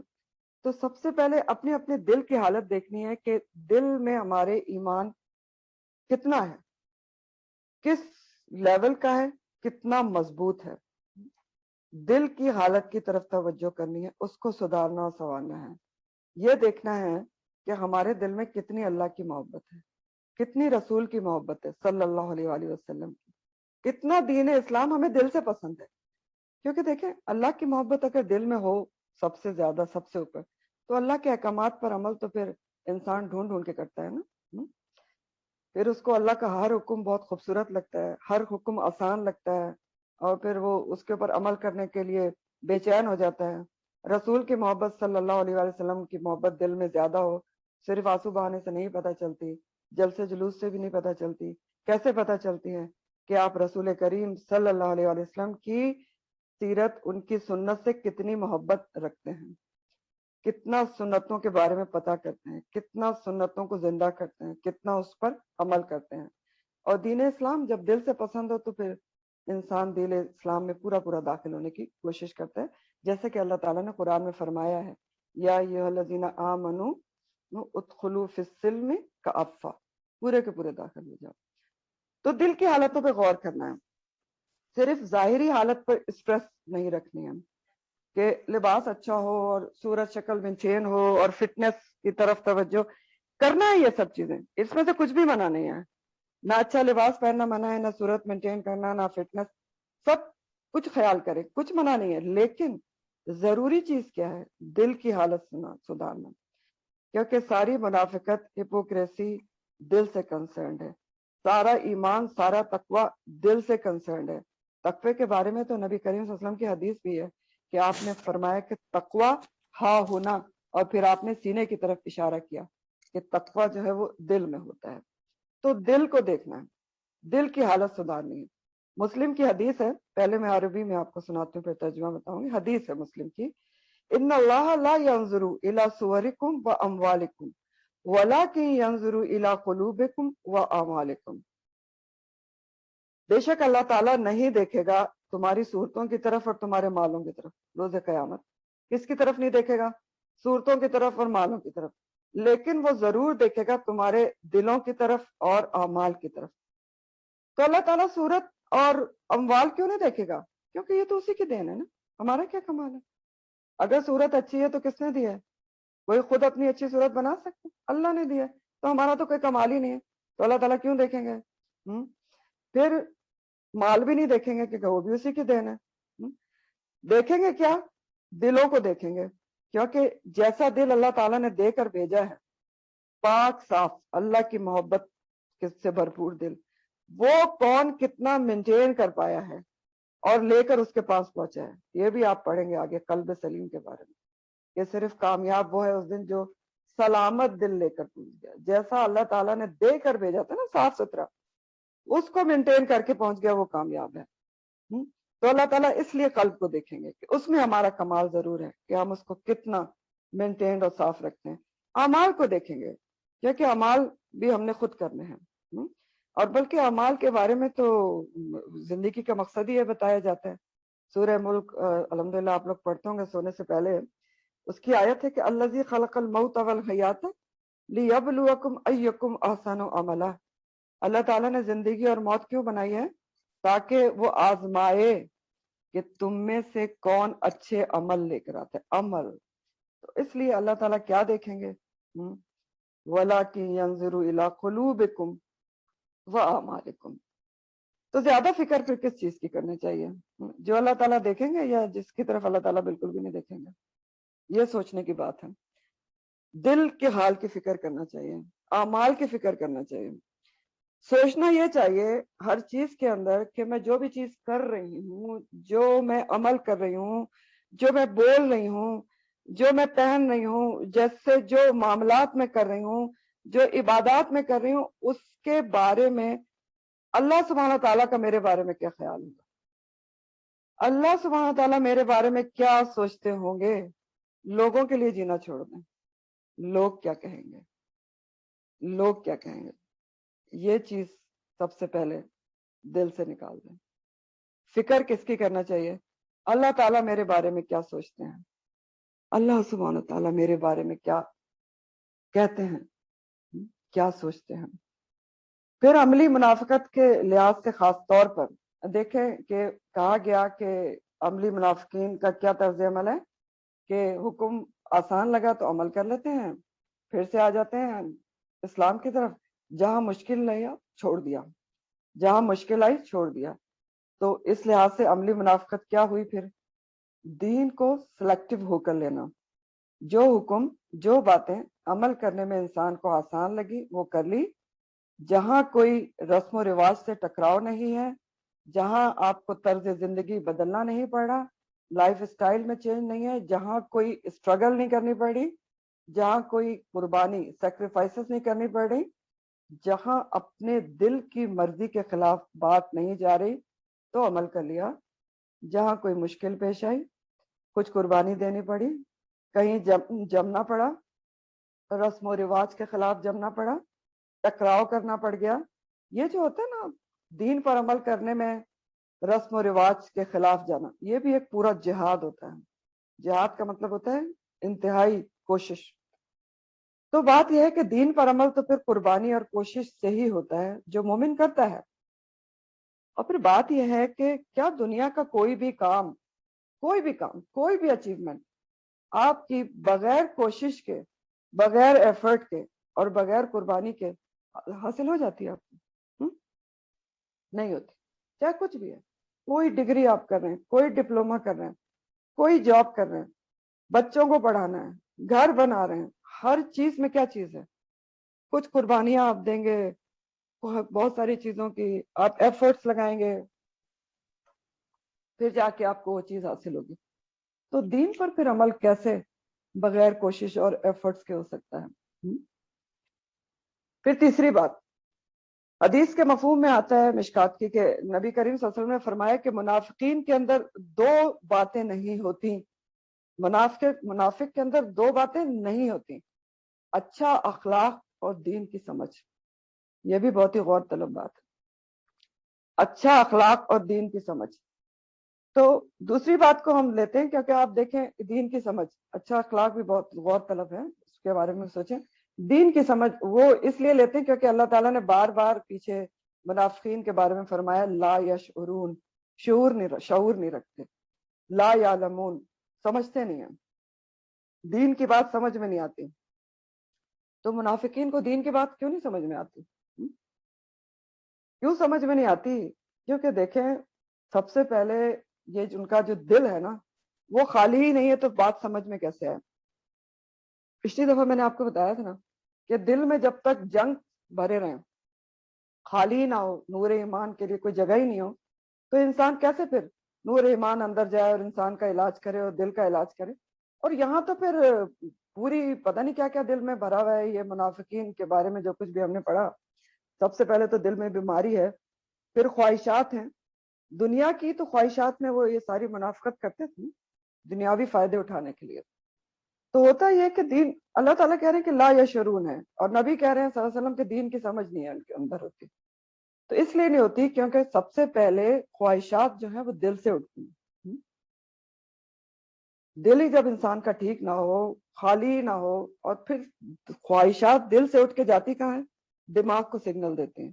پیدا تو دل میں ہوتی ہے، پھر دماغ کو سگنل دیتی ہے، پھر دماغ جو ہے وہ اس کے مطابق عمل کرتا ہے اور اعضاء کو سگنل دیتا ہے کہ بھئی اس کی تلاش میں لگ جاؤ جو دل نے خواہش کی ہے۔ اب اگر دل میں دنیاوی خواہشوں کا ڈھیر لگا ہوا ہو، ڈھیر اور ڈھیر، ایسا گھر ہو اور ویسا گھر ہو، ایک بنا لیا دوسرا بھی ہو جائے، دوسرا بھی بنا لیا ذرا فلاں جگہ بھی اپارٹمنٹ ہو جائے، وہ بھی ہو گیا جی، اچھا نہیں کوئی سمر ہاؤس، کوئی ونٹر ہاؤس، اور پتہ نہیں کون کون سے ہاؤس، ایک گاڑی لے لی، نہیں اب تو وہ دوسری آ گئی ہے، اس کو بھی لے دو اس کو بھی لے دو، فلاں چیز فلاں چیز، یہ مثالیں ہیں، بہت ساری چیزیں ہو سکتی ہیں۔ تو سوچیں کہ دل ان سب چیزوں سے بھرا ہو تو دماغ کو سگنلز کیا جائیں گے، پھر قدم کس طرف اٹھیں گے، پھر کوششیں، وقت، مال، محنت کدھر لگے گی؟ اور پھر اسی طرح دوسری بات ہے، دوسری برعکس چیز ہے کہ اگر زندگی میں انسان کوئی اعلیٰ مقصد اپنا رکھ لے، اعلیٰ مقصد کیا ہوتا ہے؟ آخرت کا مقصد کوئی پیش نظر رکھ لے، کیونکہ آخرتی تو جو ہے وہ اعلیٰ اور زبردست ہے نا۔ اللہ تعالیٰ قرآن میں کہتے ہیں کہ دنیا کی زندگی تو بہت چھوٹی سی ہے، والآخرت خیر وعقب۔ تو جب زندگی میں کوئی اعلیٰ مقصد ہو، انسان سمجھ لے اپنی زندگی کے مقصد کو، جو ابھی میں نے آپ کو ایک تو بتا دیا کہ سورہ ملک میں بتا دیا ہے کیا کہ لیبلوکم ایکم احسن عملا، یہ ہے زندگی کا مقصد کہ کون اچھے اعمال لے کر آتے ہیں۔ تو اگر انسان اس کو پیش نظر رکھ لے اور یہ اپنے دل کی خواہش بنا لے، اس کو پورا کرنے کی خواہش دل میں پیدا کر لے، تو پھر آپ سوچ لیں کہ پھر دماغ کو سگنلز کیا جائیں گے، پھر سب چیزیں، وقت، ہنر، محنت، پیسہ کس طرف لگے گا۔ تو یہ ساری چیزیں ہیں جو یہاں سے ہمیں سمجھ میں آ رہی ہیں۔ ایک چیز اور بھی ہے جو عام زندگی میں حق کے اوپر عمل کرنے سے، دین پر عمل کرنے سے، اعلیٰ مقصد کی طرف فوکس کرنے سے انسان کو روک دیتی ہے، وہ کیا ہوتی ہے؟ جذباتیت، بہت زیادہ جذبات سے مغلوب ہونا۔ جذبات میں کیا آتا ہے؟ غم، غصہ، نفرت، محبت۔ تو کچھ لوگ، کچھ پرسنالٹیز ایسے ہوتی ہیں جو ان چیزوں سے میں ڈوبے رہتے ہیں، اس سے باہر نہیں آ پاتے۔ کسی پر غصہ آ گیا، اس سے باہر ہی نہیں آ پا رہے، اب اسی میں ڈوبے ہیں، اچھا اس کے ساتھ میں کیا کروں، کیسے بدلا لوں، کیا کروں، کیسے کروں، یہی ترکیبیں ہیں۔ غم کوئی آ گیا، خدا نہ کرے، اس سے نہیں باہر نکل پا رہے، سیلف پٹی، ڈوبے ہیں ڈوبے ہیں۔ کسی سے نفرت ہو گئی، اسی میں ڈوبے ہیں، محبت ہو گئی، اسی سے باہر نہیں نکل رہے۔ تو یہ ساری چیزیں بھی اگر حد سے بڑھ جائیں تو کیا کرتی ہیں؟ انسان کی سوچ سمجھ کو متاثر کر دیتی ہے نا۔ یہ کس حوالے سے میں بات کروں؟ اسی حوالے سے کہ نبی کریم صلی اللہ علیہ وسلم نے فرمایا کہ منافقین میں دین کی سمجھ نہیں ہوتی۔ تو یہ چیزیں بھی سوچ سمجھ کو متاثر کرتی ہیں، انسان فوکس نہیں کر پاتا اعلیٰ مقصد کی طرف، انہی چیزوں میں گم ہو کر رہ جاتا ہے۔ تو ان چیزوں کو بھی جب کسی کے زندگی میں اعلیٰ مقصد ہو تو اس کو جلدی اوورکم کر کے ان سے باہر آ جانا چاہیے اور اصل مقصد کی طرف فوکس کرنا چاہیے کہ میں نے کرنا کیا ہے، کیونکہ یہ چیزیں بھی آپ کی سوچ سمجھ متاثر کرتی ہیں۔ سوچ کے دیکھیے گا کہ انسان پھر اسی سوچ میں ڈوبا رہتا ہے، نمازیں بھی متاثر ہو جاتی ہیں جب اس طرح کی کسی چیز میں انسان انوالوڈ ہو جائے۔ تو یہ یہاں تک 2 رکوع آپ کے پورے ہوئے ہیں سورہ البقرہ کے، اور یہ دونوں رکوع بہت امپورٹنٹ تھے اس لحاظ سے کہ قرآن کھلتے ہی اللہ تعالیٰ نے لوگوں کے 3 گروہ بتا دیے، 3 گروہ بتا دیے گئے نا۔ اور عام کانٹیکس میں بھی یہ تینوں گروہ بہت اہم ہیں۔ عام کانٹیکس میں اس لیے اہم ہے کہ آپ دیکھیں جب بھی دین کی دعوت دی جائے گی، جب بھی حق کی دعوت دی جائے گی، کبھی بھی، تو 3 گروہ وجود میں آ سکتے ہیں۔ ایک وہ جو فوراً حق کو پہچان کے اس پر عمل کرنا شروع کر دیتے ہیں۔ نمبر 2 جو سب کچھ سمجھ کے سن کر بھی اگنور کر دیتے ہیں، اگنورینٹ رہتے ہیں۔ اور تیسرے وہ جو ابھی تذبذب، کنفیوز رہتے ہیں، شک و شبے میں رہتے ہیں، کیا صحیح ہے کیا غلط ہے، عمل کریں نہ کریں۔ تو یہ ہمیشہ ہی ہوتا رہا۔ تو اس لحاظ سے یہ دونوں رکوع بہت امپورٹنٹ ترین تھے۔ اور آگے تیسرا رکوع شروع ہو رہا ہے سورہ البقرہ کا، یا ایھا الناس سے، یا ایھا الناس اعبدوا ربکم الذی خلقکم۔ سورہ کے آغاز میں 3 قسم کے لوگوں کا حال بیان کر دیا، اس کے بعد اللہ تعالیٰ دنیا کے تمام انسانوں کو، ان تمام انسانیت سے خطاب ہے اور دعوت کیا دی جا رہی ہے تمام دنیا کے انسانوں کو، یا ایھا الناس اعبدوا، عبادت کرو، عبادت کی دعوت دی جا رہی ہے، ربکم، ایک اللہ کی، ساری دنیا کے لوگوں کو۔ یا ایھا الناس، یا ایھا میں نے کل آپ کو بتایا تھا حرف ندا ہے، اس کو بھی نوٹ کر لیجیے گا۔ تو دنیا کے تمام لوگوں کو دعوت دی جا رہی ہے، یا ایھا الناس سے خطاب ہے، چاہے وہ متقی ہے، چاہے کافر ہے، چاہے منافق ہے، چاہے مرد ہے یا عورت ہے، کسی بھی رنگ اور نسل سے تعلق رکھتا ہے، کہیں بھی رہتا ہے، سب کے لیے ایک ہی پیغام ہے، توحید کا پیغام، اللہ کی عبادت کا پیغام، یا ایھا الناس اعبدوا ربکم۔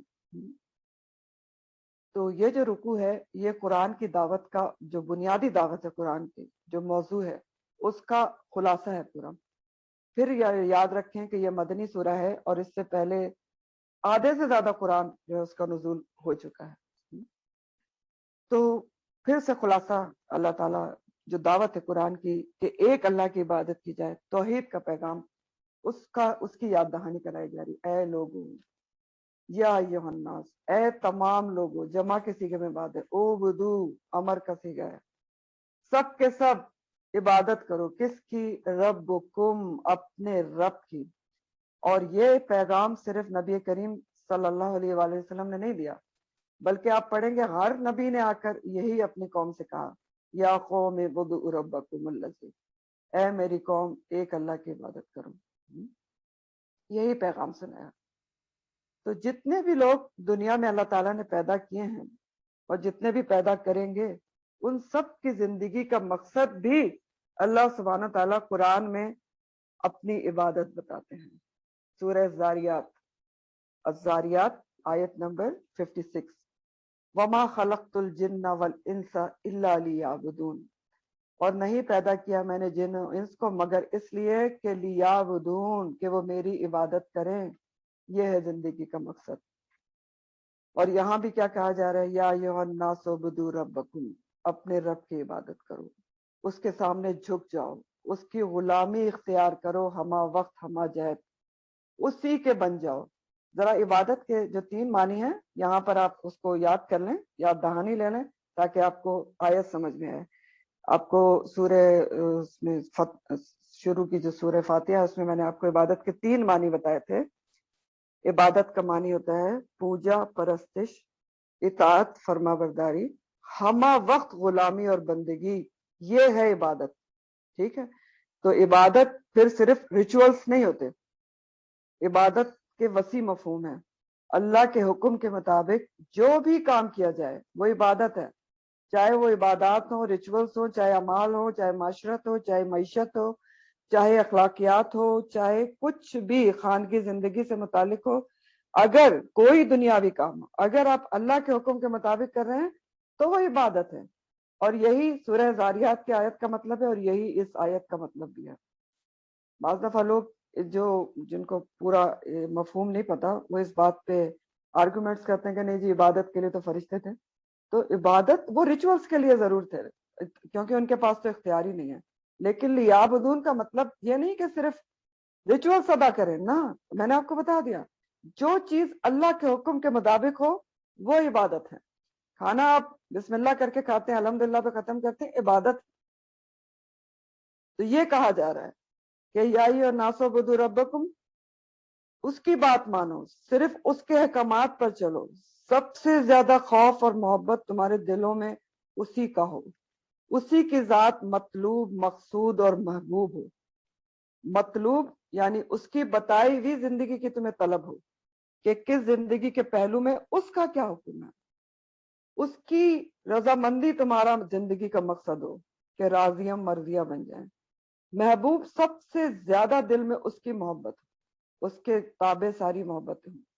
تو اے لوگو، یا ایھا الناس اعبدوا ربکم، اپنے رب کی عبادت کرو. اور کیوں کرو؟ یہ بھی وجہ بتا دی اللہ تعالیٰ نے.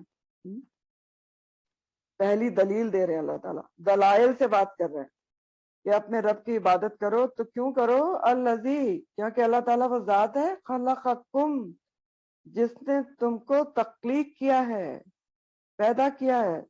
تم کچھ بھی نہیں تھے. کہاں تھے؟ ہم کہاں تھے؟ ہمیں پتہ ہے پیدا ہونے سے پہلے کوئی ذکر وکر تھا کہیں پر؟ تو تم کچھ بھی نہ تھے، اس نے تمہیں پیدا کیا ہے. پہلی دلیل ہے، اس لیے اس کی عبادت کرو. اس نے تمہیں بنایا ہے، خود سے نہیں بن گئے ہو. تمہارا رب ہے. خلقکم، خلقہ، خلقہ کے معنی ہوتے ہیں مادے سے وجود میں لانا، اور ذہن میں کسی چیز کو بنانے سے پہلے اس کا خاکہ بنانا. تو مادے سے وجود میں وہ لایا ہے. پہلا انسان اس نے مٹی سے بنایا تھا. کہاں تھے تم؟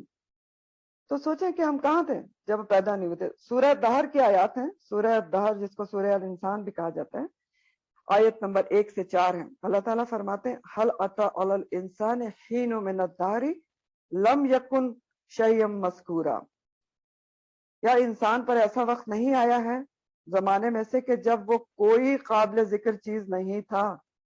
تو ایسا وقت آیا ہے نا جب انسان پیدا نہیں ہوتا، کہیں ہوتا ہے نطفے کی فارم میں، کہیں اپنے موجود ہوتا ہے، تو کوئی اس کا ذکر ہوتا ہے؟ نہیں ہوتا. تو کوئی قابل ذکر چیز نہیں تھا.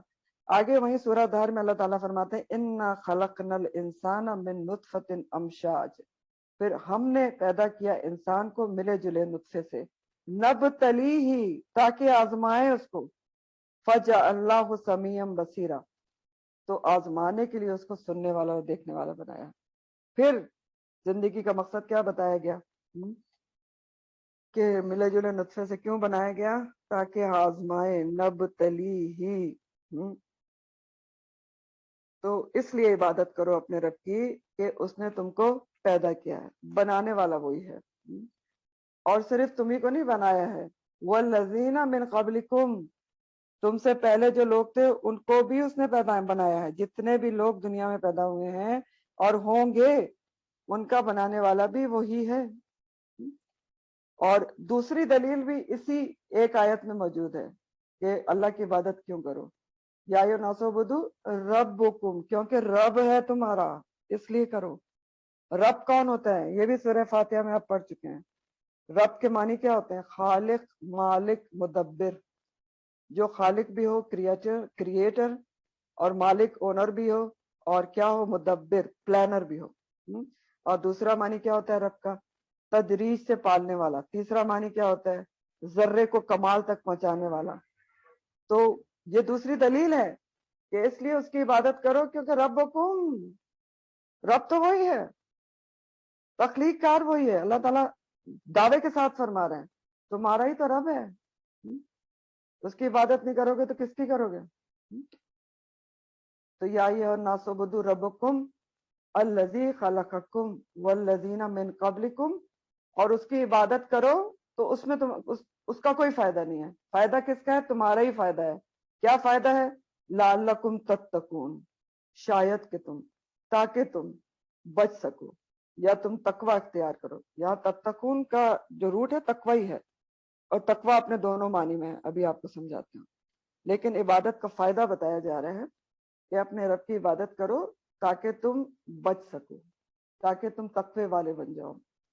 तो क्योंकि उसने तुम्हें बनाया है, और बच सको यानी अल्लाह की बात मानो, अपने रब की इबादत करो ताकि दुनिया में गुमराही से बच जाओ, गलत चीजों से बच जाओ, गुनाह से बच जाओ, और आखिरत में बुरे अंजाम से बच जाओ।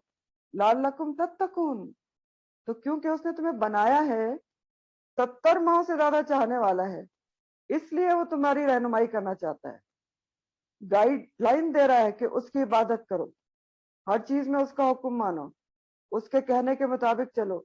इसमें तुम्हारा अपना फायदा है दुनिया में और आखिरत में।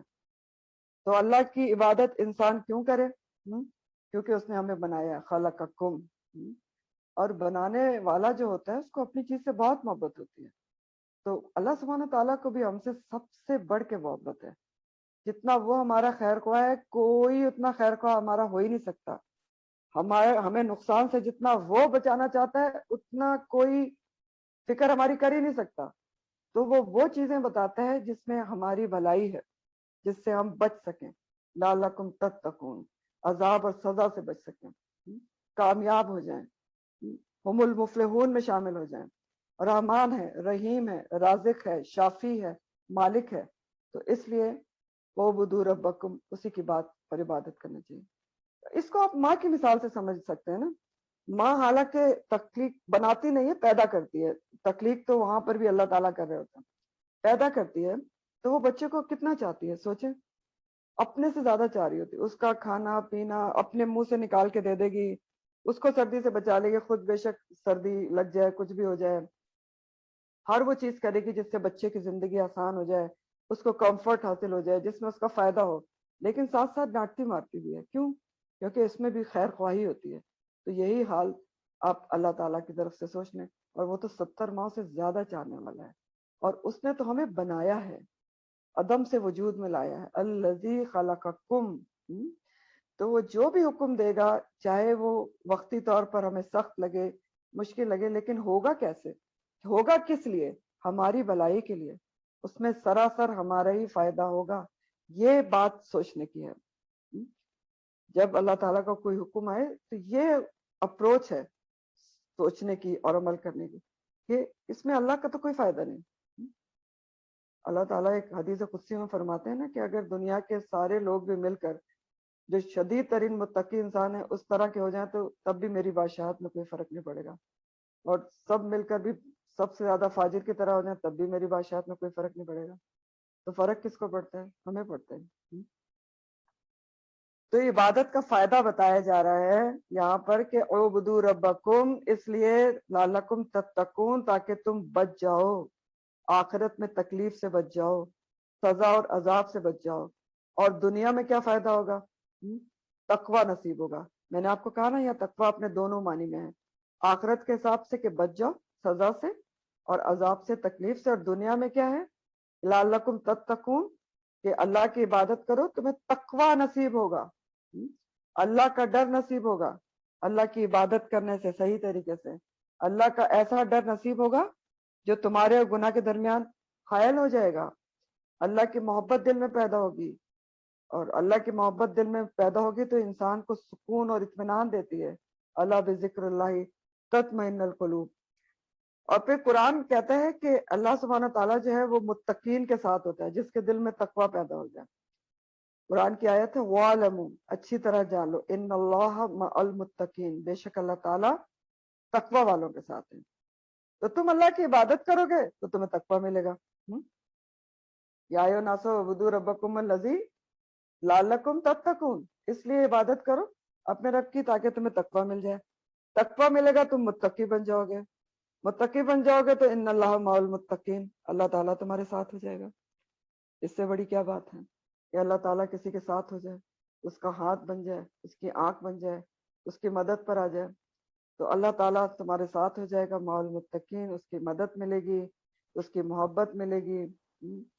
اور قرآن میں آتا ہے کہ جو اللہ تعالیٰ کا تقوی اختیار کرتا ہے، اللہ تعالیٰ اس کو ہر مشکل اور مصیبت سے نکلنے کا راستہ دکھا دیتا ہے۔ سورہ طلاق کی آیت نمبر 2 ہے، طلاق کی آیت نمبر 2، وَمَن يَتَّقِ اللَّهَ يَجْعَل لَّهُ مُخْرَجًا، جو اللہ تعالیٰ کا تقوی اختیار کرتا ہے وہ اس کے لیے مخرجا، نکلنے کا راستہ بنا دیتا ہے، ہر مشکل مصیبت سے وہ نکل جاتا ہے، راستہ اللہ تعالیٰ اس کو دکھا دیتے ہیں، نظر آ جاتا ہے۔ تو یہ بھی ایکسپیرینس کر کے دیکھ لیں، اللہ پہ بھروسہ، اللہ کی محبت، اللہ سے مدد مانگنا، ایاک نعبد و ایاک نستعین، ہر مشکل مصیبت سے انسان نکل جاتا ہے۔ اور مشکلات تو پھر زندگی میں آتی رہتی ہیں، تو ان مشکلات سے نکلنے کے لیے بھی پھر کیا چاہیے؟ تقوی، لعلکم تتقون، کیونکہ تقوی والوں کے لیے اللہ تعالیٰ مخرجہ، مشکل سے نکلنے کا راستہ بتا دیتے ہیں۔ تو اس آیت سے بھی ہمیں کیا کیا پتہ چل رہا ہے؟ نمبر 1 تو یہ پتہ چل رہا ہے کہ یہ کتاب قرآن آپ صلی اللہ علیہ وسلم کی رسالت صرف مسلمانوں کے لیے نہیں ہے، یا ایھا الناس کے لیے ہے، دنیا کے تمام لوگوں کے لیے، رہتی دنیا تک کے لوگوں کے لیے ہے، اس کے ناس کے لیے ہے۔ اور قرآن کہتا بھی نا ھدی للناس، یہ آپ پڑھیں گے قرآن کو کہا گیا ھدی للناس ہے، اور نبی کریم صلی اللہ علیہ وسلم کو کیا کہا گیا؟ رحمت للعالمین، للعالمین، وہاں تو للعالمین ہی آیا ہے، صرف انسانوں کے لیے نہیں، تمام عالموں، تمام مخلوقات کے لیے رحمت۔ پھر دوسری بات پتہ چل رہی کہ تقوی جو ہے وہ عبادت سے پیدا ہوتا ہے، چل رہی کہ نہیں چل رہی پتہ؟ دیکھیں آیت کو، یا ایھا الناس اعبدوا ربکم، اے لوگوں اللہ کی عبادت کرو، لعلکم تتقون، تاکہ تقوی تمہیں حاصل ہو جائے۔ تو کیا پتہ چل رہا ہے تقوی کیسے حاصل ہوگا؟ اللہ کی عبادت سے۔ تو تقوی اور عبادت لازم اور ملزوم ہے۔ عبادت انسان جتنی کرے اس کو اتنا تقوی حاصل ہوتا ہے، اور جتنا تقوی حاصل ہو جائے اتنا عبادت میں دل لگتا ہے۔ ایسے ہی ہوتا ہے، جتنا اللہ کا ڈر، اللہ کی محبت، اتنے اچھے طریقے سے آپ عبادت کریں گے، جتنا آپ اچھے طریقے سے عبادت کریں گے اور اللہ کی محبت دل میں پیدا ہوگی۔ تو دونوں لازم و ملزوم ہیں، جتنی اللہ کی عبادت اتنا تقوی، جتنا تقوی اتنا عبادت میں دل لگے گا، اتنا عبادت میں خشوع و خضوع پیدا ہوتا ہے۔ اور پھر یہاں جو کہا نا اللہ تعالیٰ نے کہ یا الناس اعبدوا ربکم، یا اے لوگوں اپنے رب کی عبادت کرو، تو اس میں ایک اور معنی بھی پایا جاتا ہے۔ وہ معنی یہ ہے کہ اللہ کی عبادت کرو، اس کے بتائے ہوئے طریقوں کے مطابق کرو، اپنے طریقے پر نہ کرو، اس کے بتائے ہوئے طریقوں پر زندگی گزارو۔ جیسے میں نے آپ کو بتایا نا کہ عبادت کا مفہوم وسیع ہے، تو بنیادی طور پر اس میں یہ کہا جا رہا ہے کہ اعبدوا ربکم، یعنی اس کے بتائے ہوئے طریقے پر زندگی گزارو، زندگی کے ہر پہلو پر اس کے حکم پر عمل کرو، چاہے وہ کوئی بھی ہے، लअल्लकुम तत्तकून, ताकि तुम बच जाओ. اور آگے پھر اللہ سبحانہ تعالیٰ مزید دلائل دیں گے کہ کیوں اللہ کی عبادت کروں، اسی پر دلائل ہیں. یا ایھا الناس اعبدوا ربکم الذی کے مزید دلائل ہیں. پہلی دلیل دی گئی کہ ربکم، رب وہی ہے. دوسری دلیل دی گئی خلقکم، پیدا اسی نے کیا ہے. تیسری دلیل ہے الذی، اللہ تعالیٰ وہ ذات ہے، جعل، جس نے بنایا، لکم، تمہارے لیے، الارض، زمین کو، فراشن، فرش. تیسری دلیل کہ اللہ سبحانہ تعالیٰ وہ ذات ہے جس نے بنایا تمہارے ہی لیے زمین کو فرش. فراشن، فراشا، فیریشین روٹ ہے. فراش کے مطلب ہوتے ہیں ہموار کرنا کسی چیز کو، آرام دہ بنانا. بچھونے کے لیے بھی فراش کا لفظ آتا ہے. تو فراشن، بچھانا، آرام دہ بنانا. تو دیکھ لیں زمین اس کی سختی اور نرمی کے درمیان اس کو ایسا بنایا ہے کہ ہماری تمام ضروریات پوری کرتی ہے. نہ زمین اتنی نرم ہے کہ آپ اس پہ گھر نہ بنا سکیں، نہ اتنی سخت ہے کہ آپ اس کو کھود کے اس کے اوپر رزق نہ اگا سکیں. نمبر 2، پھر دیکھیں کہ زمین مسلسل حرکت میں ہے. یہ ہمیں پتہ ہے نا زمین حرکت میں ہے، لیکن کیا ہمیں کبھی محسوس ہوا ہے کہ ہم خوف محسوس کریں یا زمین ہل رہی ہو؟ کتنے آرام سے چلتے پھرتے ہیں، محسوس نہیں ہوتی. تو فراشن، آرام دہ بستر بنائے نا. یہ بھی اللہ کی ایک بہت بڑی قدرت ہے کہ حرکت میں ہونے کے باوجود حرکت محسوس نہیں ہوتی. پھر زمین کے نیچے ایک آگ کا بہت بڑا ذخیرہ ہے. تو کیا یہ بھی کبھی احساس ہوا ہے کہ زمین کے نیچے آگ کا بہت بڑا ذخیرہ ہے؟ ایک جگہ اور اللہ تعالیٰ قرآن میں فرماتے ہیں الم نجعل الارض مہادا والسماء بناء، کیا نہیں ہم نے بنایا زمین کو مہادا، مہد، بچھونا تمہارے لیے، جو تمہارے ہر کام آتی ہے. والسماء بناء، اور آسمان کو چھت بنایا ہے. تو اگرچہ انسان کی تخلیق بھی کوئی آسان کام نہیں ہے، جس کا پہلے دلیل کے طور پر پیش کیا گیا کہ اللہ تعالیٰ نے تمہاری تخلیق کی ہے بہت سارے مراحل سے گزار کر، تو کوئی آسان نہیں تھی. لیکن اس سے بھی بڑا کام اللہ تعالیٰ، انسان کی تخلیق سے بھی بڑا کام ایک اور اللہ تعالیٰ قرآن میں بتاتے ہیں. سورہ نازیات، نازیات، نازعات، سورہ نازعات، این سے نازعات، آیت نمبر 25 to 27 ہے. انتم اشد خلقا ام السماء بناها رفعها سمكها وسواها، کیا تمہیں پیدا کرنا زیادہ مشکل کام تھا یا آسمان کو، جس کو ہم نے بنایا بھی ہے اور اتنا اونچا کیا ہے اس کو کہ اس تک پہنچنا مشکل ہے، اور برابر بھی کیا ہے آسمان. اور یہاں بھی آگے آسمانی کا ذکر ہے کہ والسماء الذی جعل لکم الارض فراشا والسماء بناء، جس نے زمین کو فرش بنایا اور آسمان کو چھت بنایا ہے. بناء کا جو لفظ ہے نا وہ بنی سے، بے نون چھٹی ہے، بنانے کے لیے آتا ہے، عمارت بنانے کے لیے. اور بنان کے ڈائریکٹ معنی ہے چھت، اور دوسرا معنی ہے بنی ہوئی عبارت، بنی ہوئی عبارت اور چھت. تو وہ سمائے بنا، اس نے تمہارے لیے زمین کو گھر کی طرح بنایا اور آسمان کو چھت کی طرح بنایا. تو آسمان چھت کی طرح ہے. سوچ کے دیکھیں، اگر آسمان کو اس طرح اللہ تعالیٰ نے برابر اور خوبصورت نہ بنایا ہوتا، صرف ایک اسپیس کی طرح ایک کالی کوئی جگہ ہوتی، تو آپ کو کتنا عجیب لگتا، اس کی طرف دیکھنا ہی مشکل لگتا. اب کیا ہوتا ہے، آسمان کو کسی بھی حالت میں آپ دیکھیں، دن میں دیکھیں، رات میں دیکھیں، بادل کے ساتھ، بجلی کے ساتھ، سورج کے ساتھ، دھمک کے ساتھ، شفق کے ساتھ، ہر حالت میں اچھا لگتا ہے، ہر وقت. تو اللہ سبحانہ تعالیٰ اپنی دو بہت بڑی نعمتوں کی طرف توجہ دلا رہے ہیں کہ دیکھو اور غور کرو ان زمین و آسمان کی نعمتوں کی طرف، جن کو، ان کو بھی لکم، تمہارے لیے تو بنایا گیا. تو کیوں توجہ دلا رہے ہیں؟ تاکہ ہم اس کی عبادت کی طرف مائل ہوں، کہ اس لیے عبادت کرو، دیکھو تو صحیح، سب کچھ تمہارے لیے تو بنایا ہے، لکم. ایک اور قرآن کی آیت میں آسمان کے مطابق کے لیے آتا ہے کہ وہ بنینا فوقکم سبعا شدادا، اور بنایا ہم نے تمہارے اوپر 7 مضبوط آسمان. ایک اور جگہ پہ آتا ہے کہ وجعلنا السماء سقفا محفوظا، کہ ہم نے آسمان کو محفوظ چھت بنایا. تو محفوظ چھت ہے. سوچیں کبھی ہمیں ایسا ڈر لگا ہے کہ آسمان کا کوئی ٹکڑا ٹوٹ کے ہم پر نہ گر جائے؟ نہیں لگا نا. تو یہ نیچرلی ہمارے دل میں ایک محفوظ چھت ہے. اور ستارے سیارے ٹوٹ کر گرتے ہیں تو اس کا بھی بندوبست کیا گیا ہے. اوزون لیئر اللہ تعالیٰ نے اس کے نیچے رکھی ہے. اگر اوزون لیئر نہ ہوتی تو زندگی کی بقا بہت مشکل تھی.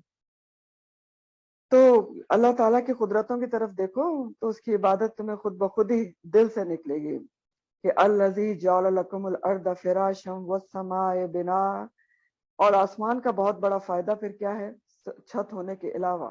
وانزل، اور اس نے اتارا، نزلہ سے، من السماء آسمان سے، مان پانی، پانی بھی اتارا ہے. ایک اور بہت بڑا احسان. تو اللہ سبحانہ تعالیٰ نے پانی کیسے اتارا ہے کہ نمبر 1 تو جتنا پانی دنیا کو چاہیے تھا قیامت تک کے لوگوں کے لیے وہ یک بارگی بھی اتار دیا. یعنی جب زمین بنائی گئی تو اس میں سمندر اور دریا بھی رکھے گئے. اور دوسرا کام کیا کیا اللہ سبحانہ تعالیٰ نے کہ مسلسل ایک واٹر سائیکل بھی اس نے چلا دی ہے، بنا دی ہے، چلا دی ہے اور چلا رہا ہے. وہ کیسے چلتی ہیں؟ سمندر کا پانی سورج کی روشنی سے بخارات بن کر اڑتا ہے، پھر اوپر جا کے بادل بناتا ہے، پھر ان بادلوں سے بارش ہوتی ہے. اور اگر بارش نہ ہو تو نباتات ہی نہ ہوگے، نباتات نہ ہوگے تو پھر کیا ہو؟ رزق نہ ہوگے تو کیا ہو؟ اور یہ واٹر سائیکل آپ کبھی غور کریں، صرف واٹر سائیکل پہ کتنے مضبوط اور مربوط نظام کے تحت چل رہی ہے، آرگنائز طریقے سے. تو کیسے چل رہی ہے؟ اللہ کے حکم سے چل رہی ہے، جس کی وجہ سے سب رزق، اور صرف رزق نہیں، ہر ضروریات زندگی زمین سے اگتی ہے. اللہ کی مرضی نہ ہو بارش نہ ہو، یا اللہ کی مرضی ہو تو اتنی بارش ہو جائے کہ سب کھڑی فصلیں خراب ہو جائیں، تو اسی کا احسان ہے نا کہ اندازے پر بارش کرتا ہے. اور نہ صرف پانی اتارا ہے اس نے بلکہ اسی کے ذریعے تمہارے رزق کا انتظام کیا ہے. وَأَنزَلَ مِنَ السَّمَاءِ مَاءً فَأَخْرَجَ، پھر اس نے نکالا بھی ساتھ اس کے ذریعے، کس کے ساتھ؟ پانی کے ساتھ، اس کے ذریعے، من الثمراتی، پھلوں میں سے، رزقاً بطور رزق لکم، تمہارے لیے. اس نے پھر جو پانی صرف اتارا نہیں ہے، پھر اس سے نکالا بھی ہے اس کے ساتھ، پانی کے ساتھ، پھلوں میں سے بطور رزق. من الثمرات، ثمرات ثمر کی جمع ہے، اور ثمر صرف فروٹس کو نہیں کہتے. ثمر پودے کا ہر وہ حصہ ہے جس کو کھایا جا سکے. تو اس لحاظ سے سارا گندم، اناج، جو بھی دالیں، چاول، جو کچھ بھی ہے، پھل، سبزیاں، یہ سب جو ہے وہ ثمر میں ہی آتے ہیں. تو یہ اللہ تعالیٰ کا کتنا بڑا احسان ہے کہ اللہ تعالیٰ نے اتنی چیزیں جو ہیں وہ تمہارے لیے پیدا کی ہیں، سب انسان کے لیے. اور نہ صرف انسان کے لیے بلکہ تمام مخلوقات کے رزق کا بندوبست کیا ہے. تو غور کرو نا ذرا، زمین و آسمان کس طرح ایک دوسرے کے ساتھ تعاون کر کے، کوآرڈینیشن کے ساتھ تمہارے لیے یہ سارے کام کر رہے ہیں. کیسی کوآرڈینیشن ہے ان کی آپس میں. وہ پانی برساتا ہے، یہ اناج اگاتی ہے، یہ فیومز اوپر بیچتی ہے، تو وہ بادل بناتے ہیں اللہ کے حکم سے. تو یہ سب خود نہیں ہو رہا، یہ ساری زمین و آسمان کی کوآرڈینیشن کسی کے حکم سے ہو رہی ہے، اللہ سبحانہ تعالیٰ کے حکم سے ہو رہی ہے. اس نے یہ سب زمین، آسمان، سورج، چاند، ہوا، بادل کو تمہاری خدمت پہ لگایا ہوا ہے. لکم، تو تم بھی ذرا عدل و انصاف سے کام لو نا، کہ صرف اس کی عبادت کرو. وَاعْبُدُوا رَبَّكُمْ، اور کیا کام نہ کرو؟ فَلَا تَجْعَلُوا لِلَّهِ أَنْدَادًا، اور پس نہ تم بناؤ اللہ کے لیے اندادن، کوئی شریک. اندادن ند کی جمع ہے، نون دال دال، مطلب ہوتا ہے کسی کو بھی اللہ کے ذات میں شریک کرنا، ہمسر، مقابل، برابر ٹھہرانا. اللہ کے ساتھ اس کا مقابل کسی کو نہ ٹھہراؤ، صرف اس کی عبادت کرو، اس کا شریک کسی کو نہ بناؤ، اس کے مقابلے پہ کسی کی بات نہ لاؤ، اوروں کو معبود نہ بناؤ. وَأَنْتُمْ تَعْلَمُونَ، حالانکہ تم جانتے ہو. کیا جانتے ہو؟ کہ پیدا کرنے والا وہی ہے، زمین اس نے بنائی ہے، آسمان اس نے بنایا ہے، رزق وہی اگاتا ہے، رازق وہی ہے، شافی وہی ہے، سارے کام تمہارے وہی کر رہا ہے. تو عبادت بھی صرف اسی کی ہونی چاہیے، ایاک نعبد، کیونکہ ہر کچھ عطا کرنے والا وہی ہے. تو اب اس آیت سے بھی ہمیں کچھ اہم باتیں پتہ چل رہی ہیں. نمبر 1 کہ اللہ سبحانہ تعالیٰ کے ہم پر بے حد احسانات ہیں. سب سے پہلا احسان تو ہماری تخلیق ہے، جو آسان و تقویم پر ہوئی ہے بہترین طریقے سے. سوچ کے دیکھیں نا، کوئی دنیا کی مخلوق انسان کی تخلیق کے مقابل آ سکتی ہے؟ انسان کی جو ظاہری تخلیق بھی، اس کی صورت شکل، اس کا بیلنس، ہاتھ پاؤں، اس کا 2 پاؤں پہ کھڑا ہونا، چلنا پھرنا، اس کی حسیات، اس کے اعضاء، اس کی عقل، اس کا شعور، تو بڑا احسان۔ دوسرا احسان، جس زمین پر انسانوں کو بسایا گیا اس کے اندر تمام ضروریات زندگی رکھ دی گئیں، باعث سے راحت۔ نمبر 3، آسمان کو بھی اس نے ہمارے لیے بے حد فائدوں کے ساتھ بنایا، پانی، اس سے پیداوار، ساری زندگی کی ضروریات، سورج، چاند، سب کچھ۔ تو یہاں اللہ سبحانہ تعالیٰ اپنی قدرتوں، اپنی نعمتوں، احسانوں کا ذکر کر رہے ہیں، اور پہلے فرمایا کہ یا ایھا الناس اعبدوا ربکم، تم سب اس کی عبادت کرو۔ پھر کہا کہ کیا نہ کرو، فلا تجعلوا للہ اندادا، اس کے ساتھ شریک نہ ٹھہراؤ، یعنی کیا نہ کرو، شرک نہ کرو، اللہ سبحانہ تعالیٰ کے ساتھ شرک نہ کرو۔ اتنے احسانات اور اتنی نعمتیں دینے والے رب کے ساتھ شرک کرنا بہت بڑا ظلم ہے، اور یہ قرآن بھی کہتا ہے، سورہ لقمان میں آتا ہے کہ ان الشرک لظلم عظیم، بہت بڑا ظلم ہے۔ اور ظلم سے زیادہ بے عقلی کی بات ہے، اس سے زیادہ بے انصافی اور بے عقلی کی بات ہی نہیں ہو سکتی کہ جس خالق نے پیدا کیا وہی انسان کو تدریج سے بڑا کر رہا ہے، سب کچھ دینے والا ہے، انسان اس کو چھوڑ کر کسی اور کی عبادت شروع کر دے، یا کسی بھی طریقے سے کسی کو اللہ کا مقابل لے آئے، برابر لے آئے، اپنی توجہ، محبت، عبادت کا مرکز کسی اور کو اللہ کے سوا بنا لیں۔ اور وہ اندادن جو ہے نا، اس میں کوئی بھی شریک ہو سکتا ہے، کوئی بت، سورج، چاند، ستارے، پیر، فقیر، اور کبھی اپنا نفس بھی جو ہے وہ اندادن ہو سکتا ہے کہ انسان اللہ کے مقابلے میں جو ہے نا نفس کی بات ماننا شروع کر دے۔ کسی کو بھی شریک نہیں۔ وَأَنْتُمْ تَعْلَمُونَ، اور تم جانتے ہو، جاننے کے بعد، علم کے بعد ایسا کرنا زیادہ بڑا جرم ہے۔ آپ دیکھیں ہر کوئی جانتا ہے یہ ساری باتیں، اور صرف ریمائنڈر کی اور سمجھنے کی بات۔ اور قرآن دیکھیں شروع سے بتا رہا ہے، اسٹارٹ سے بتا رہا ہے توحید کیا ہے، عبادت کیا ہے، تقوی کیا ہے۔ توحید سے ہی تو بات شروع ہوئی ہے، الحمدللہ رب العالمین الرحمن الرحیم مالک یوم الدین، سارا کچھ تو پہلے ہی بتا دیا گیا۔ عبادت کیا ہے بتا دی گئی، اس کی صرف کرو، ایاک نعبد و ایاک نستعین۔ تقوی کیا ہے، ھدی للمتقین۔ پھر چاروں طرف بکھری ہوئی نعمتیں، قدرتیں بتائی جا رہی ہیں کہ سب کچھ تو دینے والا وہی ہے، پھر بھی اگر کوئی اس کی عبادت نہیں کرتا تو پھر کتنی بڑی وہ بے انصافی کی بات کر رہا ہے۔ اللہ تعالیٰ کی اتنی نعمتیں ہیں جو انسان گننا چاہے تو گن ہی نہیں سکتا، اور یہ قرآن میں 2 دفعہ آیا ہے کہ ان تعدوا نعمت اللہ لا تحصوها، اللہ تعالیٰ کی تم نعمتیں گننا چاہو گن ہی نہیں سکتے۔ کبھی گنیے نا ذرا بیٹھ کے، گن نہیں سکتے۔ اور سورہ رحمان بار بار کہتی ہے فَبِأَيِّ آلَاءِ رَبِّكُمَا تُكَذِّبَانِ، کون کون سی نعمتوں کو تو جھٹلائے گا اے رب جنوز، تو کون کون سے۔ تو اتنی نعمتیں دینے والے رب کو اگر بھول کے کوئی اس کی عبادت نہیں کرتا، یا اس کے حکم کے مقابلے پہ کسی اور کی بات مانتا ہے، چاہے وہ کوئی بھی ہو، چاہے اپنا نفس ہی کیوں نہ ہو، ایاک نعبد و ایاک نستعین کے وعدے پر عمل نہیں کرتا، تو کیا ہے، سخت بے وفائی ہے، بے انصافی ہے، بے وفائی ہے۔ تو فلا تجعلوا للہ اندادا، اللہ کے ساتھ کسی کو شریک نہ بناؤ، شرک کرنا۔ تو شرک کیا ہوتا ہے، کیونکہ تھوڑا سا بتاؤں گی، شرک بہت ڈیٹیل میں انشاءاللہ آئندہ کبھی آئے گا۔ تو شرک کیا ہوتا ہے، ڈیفینیشن کیا ہے، کسی بھی چیز کو اتنی اہمیت دے دی جائے کہ وہ اللہ کے مقابل آ جائے، کسی بھی چیز کو، کسی کی بھی بات کو، کسی کی بات اللہ کے مقابلے پر آ جائے اور انسان وہ بات مانے، کسی کی بھی بات اللہ کے مقابلے پر آ جائے اور انسان اس بات کو مانے، یعنی اللہ کی بات کے مقابلے پر کسی اور کی بات کو اہمیت دینا، یہ شرک ہوتا ہے۔ بخاری و مسلم کی حدیث کا مفہوم ہے، ابن مسعود رضی اللہ تعالیٰ عنہ فرماتے ہیں کہ انہوں نے ایک دن نبی کریم صلی اللہ علیہ وسلم سے پوچھا کہ یا رسول اللہ صلی اللہ علیہ وآلہ وسلم، سب سے بڑا گناہ کون سا ہے؟ تو آپ صلی اللہ علیہ وسلم نے فرمایا اللہ کے ساتھ جو خالق ہے کسی کو شریک ٹھہرانا۔ اور آپ کو پتا ہے کہ قرآن میں اللہ تعالیٰ نے کتنی دفعہ کہا ہے کہ وہ اللہ تعالیٰ شرک کسی حال میں معاف نہیں کریں گے، اس کے علاوہ جو چاہیں گے وہ معاف کر دیں گے، شرک معاف نہیں ہوگا۔ تو شرک کی بھی اقسام ہوتی ہیں، تھوڑا سا جنرل آپ کو بتا رہی ہوں ابھی.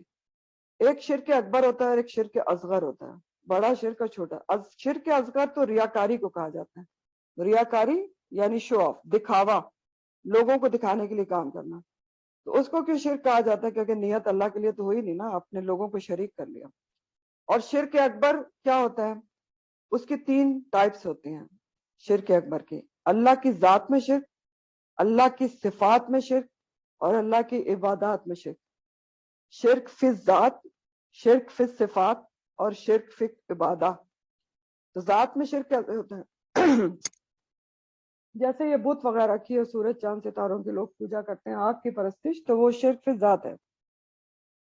صفات میں کیسے ہوتا ہے؟ یہ اہم بات ہے. یعنی جو اللہ تعالیٰ کی صفات ہیں، اس صفات کا مالک انسان کو سمجھ لینا. سوری. یعنی شافی کون ہے؟ اللہ سبحانہ تعالیٰ. رازق کون ہے؟ اللہ سبحانہ تعالیٰ. اولاد دینے والا، زندگی والا دینے والا کون ہے؟ اللہ سبحانہ تعالیٰ ہے. روزی دینے والا کون ہے؟ اللہ سبحانہ تعالیٰ ہے. تو اس میں کسی بھی طریقے سے کسی کو شامل کر لینا کہ جی آپ کی وجہ سے صرف مجھے اولاد مل گئی، آپ نے داغا دیا تھا تو مجھے مل گئی، یا آپ نہیں ہوتے تو میں تو بھوکا مر جاتا، تو یہ سب شرک فی صفات میں آ جاتا ہے. اور شرک فی عبادہ بھی بہت کچھ ہوتا ہے، انشاءاللہ آپ کو تفصیل سے بتاؤں گی کسی وقت. جرنل میں نے آپ کو شرک بتا دیا. پھر آگے اللہ سبحانہ تعالیٰ فرماتے ہیں کہ وَإِن كُنتُمْ فِي رَيْبٍ، اور اگر تم کسی شک میں ہو، اور ان اگر کنتم ہو تم فی ریبن، کسی شک میں. اور یہ ریب وہی ہے جو آپ نے شروع میں پڑھا، ذالک الکتاب لا ریب فی، بے چین کر دینے والا شک. تو اگر تم کسی شک میں ہو، کس بارے میں؟ مما، اس میں سے جو، اس چیز کے بارے میں جو نزلنا، اتارا ہم نے، اللہ اوپر، عبدنا، ہمارے بندے پر، اپنے بندے پر. فاتو، تو پس لے آؤ، بصورتن، کوئی صورت، من مثلہ، اس کی مانند. کس کی مانند؟ کس کا ذکر ہو رہا ہے؟ کس چیز کے بارے میں شک میں ہو؟ اللہ تعالیٰ نے کیا اتارا ہے اپنے بندے کے اوپر؟ نبی کریم صلی اللہ علیہ وسلم مراد ہے اللہ عبدنا سے، اور قرآن کی بات یہاں ہو رہی ہے. اور اس جو آیت ہے اس کا اسلوب بتا رہا ہے کہ اس میں بہت شدت ہے کہ اس کے اوپر اگر تمہیں کوئی شک ہے جو ہم نے اتارا ہے اپنے بندے کے اوپر. تو پہلے اللہ سبحانہ تعالیٰ کی عبادت کی ہدایت تھی اس کی نعمتوں کے ذکر کے ساتھ، اور اب اس کی کتاب کی طرف توجہ دلائی جا رہی. ایک اور احسان عظیم اللہ سبحانہ تعالیٰ کا کہ نہ صرف تمہاری جسمانی ضروریات کا بندوبست کیا ہے، تمہاری روحانی ضروریات، ہدایت کا بندوبست بھی اس نے کیا ہے. تو پہلے والی آیات میں کلمے کے پہلے حصے کا ذکر تھا، کلمہ توحید، لا الہ الا اللہ، کہ اللہ کے سوا کوئی عبادت کے لائق نہیں ہے، یا ایھا الناس اعبدوا ربکم. اور اب دوسرے حصے کا ذکر ہے، محمد الرسول اللہ، علی عبدنا، ہمارے بندے پر، رسول کریم صلی اللہ علیہ وسلم پر. اگر تم کو کوئی شک ہے، ان کنتم فی ریب، اس کے بارے میں جو ہم نے اپنے بندے پر اتارا ہے، اس کلام کے بارے میں کوئی شک ہے، قرآن کریم کے بارے میں شک ہے. کیا شک ہے؟ کہ یہ کلام جو ہے وہ نبی کریم صلی اللہ علیہ وسلم پر اللہ تعالیٰ نے نہیں اتارا ہے، اللہ تعالیٰ نعوذ باللہ انہوں نے خود سے گڑھ لیا ہے، ان کی رسالت پر شک ہے. تو تم کیا کرو؟ فاتو بصورت من مثلہ، تم بھی کوئی ایک اس طرح کی صورت بنا کے لے آؤ نا، ایک ہی صورت بنا کے لے آؤ. تو یہ قرآن کا چیلنج ہے، قرآن چیلنج دے رہا ہے کہ چلیں ٹھیک ہے، آپ نہیں مانتے کیونکہ شک کیا گیا تھا، آج بھی لوگ موجود ہیں جو شک کرتے ہیں. تو قرآن کا چیلنج ہے جو قرآن میں 5 جگہ پر دیا گیا ہے، 5 جگہ پر. سورہ یونس آیت نمبر 14 میں آتا ہے فَأْتُوا بِسُورَةٍ مِثْلِهِ، لے آؤ کوئی تم صورت اس کی طرح کی. سورہ ہود آیت نمبر 13 میں آتا ہے ام یقولون افتراہ قل یأتوا بعشر سورۃ مثلہ مفتریات، وہ کہتے ہیں کہ اس نے اس کو گڑھ لیا ہے، نبی کریم صلی اللہ علیہ وسلم نے، نعوذ باللہ. تو تم بھی لے آؤ گڑھ کے، گڑھی ہوئی ایک صورت اس جیسی، ایک ہی لے آؤ نا. سورہ بنی اسرائیل 88 میں آتا ہے کہ قل لئن اجتمعت الانس والجن علی ان یاتوا بمثل هذا القرآن لا یاتون بمثلہ ولو کان بعضهم لبعض ظہیرا. اس میں کیا فرمایا اللہ تعالیٰ نے؟ بنی اسرائیل 88 ہے کہ اگر سارے جن و انس بھی اکٹھے ہو جائیں اور ایک دوسرے کی مدد کریں کہ اس قرآن جیسی کوئی چیز بنا لائیں تو نہیں لا سکتے. سورہ طور آیت نمبر 34 میں آتا ہے فَلْيَأْتُوا بِحَدِيثٍ مِثْلِهِ، اس قرآن کی طرح کی کوئی صورت ایک بنا کے لے آؤ. تو یہ قرآن کا چیلنج ہے. اس چیلنج کا جواب نہ اس دور میں کوئی دے سکا، کوئی کافر نہ دے سکا، اور آج 1400 سال سے زیادہ عرصہ گزرنے کے باوجود کوئی نہیں دے سکا، اور نہ قیامت تک کوئی دے سکے گا. کیوں؟ کیونکہ قرآن آپ صلی اللہ علیہ وآلہ وسلم کو بطور معجزہ دیا گیا ہے. اور جس طرح اللہ سبحانہ تعالیٰ کی ذات بے مثل ہے، لیس کمثلہ شیء، اسی طرح اس کا کلام بھی بے مثل ہے، بطور معجزہ آپ کو دیا گیا ہے. اللہ تعالیٰ سبحانہ تعالیٰ کا یہ طریقہ ہے کہ مختلف انبیاء کو معجزات دیے گئے، اور ایسے معجزات دیے گئے جو ان کے دور کے مطابق تھے. جیسے عیسیٰ علیہ السلام کے دور میں حکیموں اور طب کا بہت چرچا تھا، تو عیسیٰ علیہ السلام اللہ کے حکم سے کیا کرتے تھے؟ اندھے اور کوڑی کو ٹھیک کر دیتے تھے، پیدائشی اندھے کو. مردے کو اللہ کے حکم سے زندہ کر دیتے تھے، جو کوئی دنیا کا حکیم نہیں کر سکتا. موسیٰ علیہ السلام کے دور میں جادوگری کا بہت چرچا تھا، تو ان کو اس قسم کے معجزات دیے گئے تھے کہ جو جادوگروں کے مقابلے میں کام آئے. جیسے ان کا عصا تھا جو اژدہا بن جاتا تھا، اور ہاتھ کا چمکتا ہوا نکلنا. اور آپ صلی اللہ علیہ وسلم کے دور میں عربوں میں شاعری کا بہت چرچا تھا، تو بہت زیادہ شعر و شاعری کرتے تھے. عربی جو ہیں وہ بہت فصیح و بلیغ قسم کی شاعری کرتے تھے. تو آپ صلی اللہ علیہ وسلم کو قرآن جیسا فصیح و بلیغ کلام کا معجزہ دیا گیا. اس دور میں شاعری کے مقابلے ہوتے تھے، اور جس کا کلام سب سے اچھا ہوتا تھا اس کو خانہ کعبہ کے دروازے پہ لٹکا دیتے تھے. تو جب سورہ الکوثر کا نزول ہوا، انا اعطیناک الکوثر، تو حضرت علی رضی اللہ تعالیٰ عنہ نے اس کو بھی خانہ کعبہ کے دروازے پہ لگا دیا. تو اس وقت کا جو سب سے بڑا شاعر تھا نا، اس کا نام تھا لبیب بن ربیعہ. تو اس نے اس کے نیچے لکھا تھا ما ھذا قول البشر، کہ یہ کسی بشر کا کلام ہو ہی نہیں سکتا، اور اس نے شاعری چھوڑ دی تھی. تو قرآن معجزہ ہے. آپ دیکھیں دوسرے انبیاء کے معجزے ختم ہو گئے، کسی نے دیکھے کسی نے نہیں دیکھے، لیکن قرآن تو بطور معجزہ آج تک دنیا میں موجود ہے. یہ ایسا زبردست معجزہ ہے نبی کریم صلی اللہ علیہ وسلم کا، جو رہتی دنیا تک موجود رہے گا. اور اس کے بارے میں آپ نے خود فرمایا، بخاری کی حدیث کا مفہوم ہے کہ مجھے جو معجزہ دیا گیا ہے وہ قرآن ہے، جو بذریعہ وحی مجھے دیا گیا، اور مجھے امید ہے کہ روز قیامت مجھ پر ایمان لانے والے، میرا اتباع کرنے والے تعداد میں سب سے زیادہ ہوں گے. یہاں تک حدیث کے الفاظ ہے. تو آپ نے یہ کیوں کہا؟ کیونکہ دیکھیں دوسرے انبیاء کے معجزے جو تھے اس دور میں تھے یا وقتی تھے، ختم ہو گئے، لیکن آپ کا معجزہ موجود ہے سامنے، قیامت تک زندہ جاوید دائمی لازوال. لوگ دیکھتے رہیں گے، پڑھتے رہیں گے، ایمان لاتے رہیں گے، لا رہے ہیں. تو کیا زبردست معجزہ آپ کو دیا گیا.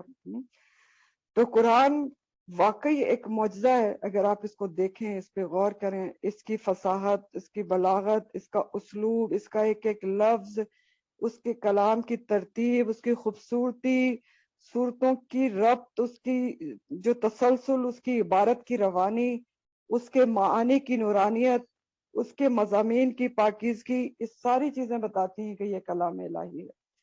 دنیا کا کوئی انسان ایسا کلام، صورت تو کیا بے صورتن میں مثل ہی ایک آیت نہیں بنا سکتا. پھر یہ بھی قرآن کا اعجاز ہے کہ بار بار پڑھ کے بھی اس کو پھر پڑھنے کا دل چاہتا ہے.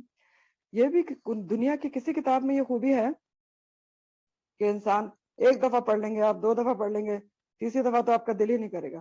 قرآن آپ جتنی دفعہ پڑھیں گے اتنی زیادہ دفعہ دل اس کی طرف اٹریکٹ ہوتا ہے.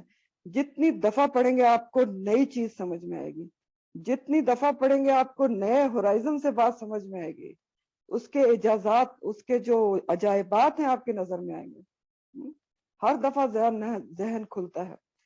پھر دیکھیں اس لحاظ سے بھی معجزہ ہے کہ قرآن میں جو انبیاء کے قصے بیان کیے گئے، کوئی تاریخ کی کتاب کوئی بیان کر سکتا ہے. حضرت آدم کے بارے میں، حضرت نوح کے بارے میں، حضرت ابراہیم کے بارے میں، حضرت موسیٰ کے بارے میں اتنی تفصیلات کہیں پر سے آپ کو مل سکتی ہیں؟ صرف قرآن بتا رہا ہے.